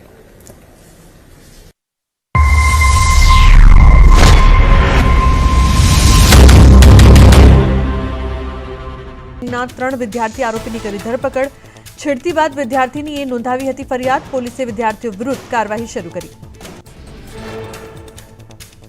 વડોદરાની MS યુનિવર્સિટીમાં વિદ્યાર્થીની છેડતીને લઈને વિવાદ ઉગ્ર બન્યો. કમિટીએ હજુ સુધી report રજૂ ન કરતા સિન્ડિકેટ મેમ્બરે લગાવ્યો આરોપ. સત્તાધીશો સામે દોષિતોને છાવરવાનો આરોપ. વિધાનસભા સત્રમાં મંત્રીઓને સોંપાઈ જવાબદારી. મુખ્યમંત્રી પાસેના વિભાગોના જવાબો આપવાની જવાબદારી અન્ય મંત્રીઓને સોંપાઈ. મહેસૂલ વિભાગના જવાબો આપવાની જવાબદારી બળવંતસિંહ રાજપૂતને સોંપાઈ. ગુજરાતનો ટેબ્લો લોકપ્રિયતા શ્રેણીમાં પ્રથમ ક્રમે આવતા મુખ્યમંત્રી ભૂપેન્દ્ર પટેલે પાઠવ્યા અભિનંદન. કર્તવ્ય પથ પર કચ્છ અને મોઢેરાની ઝાંખી દર્શાવતો રજૂ કરાયો હતો ટેબ્લો. રાજકોટના બીબીએ અને બીકોમના પેપર ફૂટ્યાના 111 દિવસ બાદ ફરિયાદ નોંધાઈ. એનએચ શુક્લ કોલેજના કર્મી સામે ફરિયાદ નોંધાઈ. યુનિવર્સિટીના રજિસ્ટ્રારે નોંધાવી ફરિયાદ. ઓક્ટોબરમાં ફૂટ્યા હતા પેપર. પેપર ફોડનારા વિરુદ્ધ કડક કાયદો લાવશે સરકાર. વિધાનસભાના આગામી સત્રમાં બિલ લાવવાની સરકારની જાહેરાત. હવામાન નિષ્ણાંત અંબાલાલ પટેલે કરી આગાહી. રાજ્યમાં ઠંડીનું જોર યથાવત રહેશે. અમદાવાદમાં લઘુત્તમ તાપમાન 11 ડિગ્રી રહેવાનું અનુમાન. અંબાલાલ પટેલે ઠંડી સાથે ગરમીની કરી આગાહી. 19 થી 20 ફેબ્રુઆરીએ તાપમાન વધતું જશે. ફેબ્રુઆરીના અંત સુધીમાં તાપમાન 38 ડિગ્રી થવાની શક્યતા. મહેસાણામાં કડીના નંદાસણમાં ગૌચરમાં ગેરકાયદેસર ખોદકામનો મામલો. સરપંચ દ્વારા મામલતદાર, ટીડીઓ અને પીઆઈને લેખિતમાં કરાઈ રજૂઆત. પંચાયતની મંજૂરી વગર ખોદકામ કરી વૃક્ષો પાડી દેવાતા કાર્યવાહી. બનાસકાંઠામાં સામે આવ્યું શૌચાલય કૌભાંડ. ડીસા તાલુકાના ધનપુરા ગામમાં શૌચાલયના બાંધકામમાં ગેરરીતિ સામે આવી. જિલ્લા વિકાસ એજન્સીએ તપાસ કરતા ભાંડો ફૂટ્યો. અરવલ્લીમાં મોડાસા નગરપાલિકા એક્શનમાં વ્યવસાય વેરો ન ભરનાર વેપારીઓ સામે કાર્યવાહી. 3000થી વધુ દુકાનદારો પર વ્યવસાય વેરા અધિનિયમ હેઠળ તપાસ. નવસારી ફૂડ એન્ડ ડ્રગ્સ વિભાગ એક્શનમાં. ખાણીપીણીની લારી ઉપર ગંદકી દેખાતા સઘન ચેકિંગ હાથ ધરાયું. ગંદકી કરનાર લારી ગલ્લાવાળાઓ પર કરાઈ કાર્યવાહી. ગૌણ સેવા પસંદગી બોર્ડનો નિર્ણય. નાયબ નિરીક્ષક વર્ગ 3ની કસોટીના પ્રવેશપત્ર 3 ફેબ્રુઆરી સુધી ડાઉનલોડ કરી શકાશે. વિદ્યાર્થીઓની રજૂઆતને ધ્યાનમાં લઈને મુદ્દત લંબાવાઈ. જૂનાગઢનું નરસિંહ વિદ્યા મંદિર હાલ જર્જરિત હાલતમાં. શાળામાં ભણતા વિદ્યાર્થીઓ ભયના ઓથાર હેઠળ ભણવા મજબૂર. શાળામાં ચારે બાજુ ગંદકીના થર. શાળામાં 200 જેટલા વિદ્યાર્થીઓ કરે છે અભ્યાસ. પવન હંસ હેલિકોપ્ટર સેવા લંબાવાઈ. દમણથી દીવ સુધી ચાલતી પવન હંસ હેલિકોપ્ટર સેવા હવે દમણથી સોમનાથ સુધી ચાલશે. આ સેવાથી માત્ર 1 કલાકમાં દમણથી સોમનાથ સુધી પહોંચી શકાશે. પીજીવીસીએલ દ્વારા નવી ટેકનોલોજી વિકસાવાઈ. પોરબંદરમાં જૂના મીટરો દૂર કરી પ્રીપેડ સ્માર્ટ વીજ મીટર લગાવાશે. પ્રીપેડ સ્માર્ટ વીજ મીટરમાં મોબાઈલની જેમ રિચાર્જ કરી શકાશે. વીજ બિલ ભરવા માટે લાઈનોમાં ઊભા રહેવાથી ગ્રાહકોને મળશે રાહત. સ્માર્ટ વીજ મીટરથી વીજ લોસ અને વીજ ચોરી અટકશે. શરૂઆતના તબક્કામાં 5 જિલ્લામાં સ્માર્ટ વીજ મીટરની થશે શરૂઆત. બનાસકાંઠામાં સળગેલી હાલતમાં મળેલી લાશ મામલે મોટો ખુલાસો. પત્નીએ પ્રેમી સાથે મળીને કરી પતિની હત્યા. પ્રેમ પ્રકરણમાં પતિ કાંચો બનતા પતિને મોતને ઘાટે ઉતારાયો. પોલીસે પ્રેમી અને હત્યારી પત્નીની કરી ધરપકડ. બનાસકાંઠાના ડીસા રાધનપુર હાઈવે પર ભીલડી નજીક આવેલા ઓવરબ્રિજ પર પડ્યું ગાબડું. 3 થી 4 ફૂટનું ગાબડું પડતા વાહન વ્યવહાર કરાયો ડાયવર્ટ. ઓવરબ્રિજના રિપેરિંગનું કામ શરૂ કરાયું. બોરસદના કિંકલોડ ગામે 12 વર્ષીય બાળકનું વીજ કરંટથી મોત. કેળના ખેતરમાં લગાવેલ 24 વોલ્ટના ઝાટકા મશીનની કરંટ લાગતા થયું મોત. વધુ તપાસ હાથ ધરવામાં આવી. અરવલ્લીમાં બાયડના એમએલએ ધવલસિંહ ઝાલાએ મુખ્યમંત્રીને લખ્યો પત્ર. બાયડમાંથી સાંથબાએ અલગ તાલુકો બનાવવાની માંગ કરી. નવો તાલુકો બનવાથી ગ્રામજનોને નહીં પડે હાલાકી. લસણનું મબલક ઉત્પાદન છતાં ખેડૂતો નિરાશ. રાજકોટ યાર્ડમાં લસણની ભારે આવક, પરંતુ પૂરતા ભાવ ન મળતા ખેડૂતો નારાજ. મણના માત્ર 120 થી 330 રૂપિયા મળતા ખેડૂતોમાં નિરાશા ફેલાઈ. મહેસાણામાં મલ્ટીપર્પઝ હેલ્થ વર્કર સર્ટિફિકેટ મામલો. પરીક્ષા આપનાર કેટલાક ઉમેદવારે રજૂ કરેલ સર્ટી શંકાસ્પદ જણાઈ આવ્યા. જૂન 2022માં પંચાયત સેવા પસંદગી બોર્ડ દ્વારા લેવાઈ હતી પરીક્ષા. સમગ્ર મામલે મહેસાણાના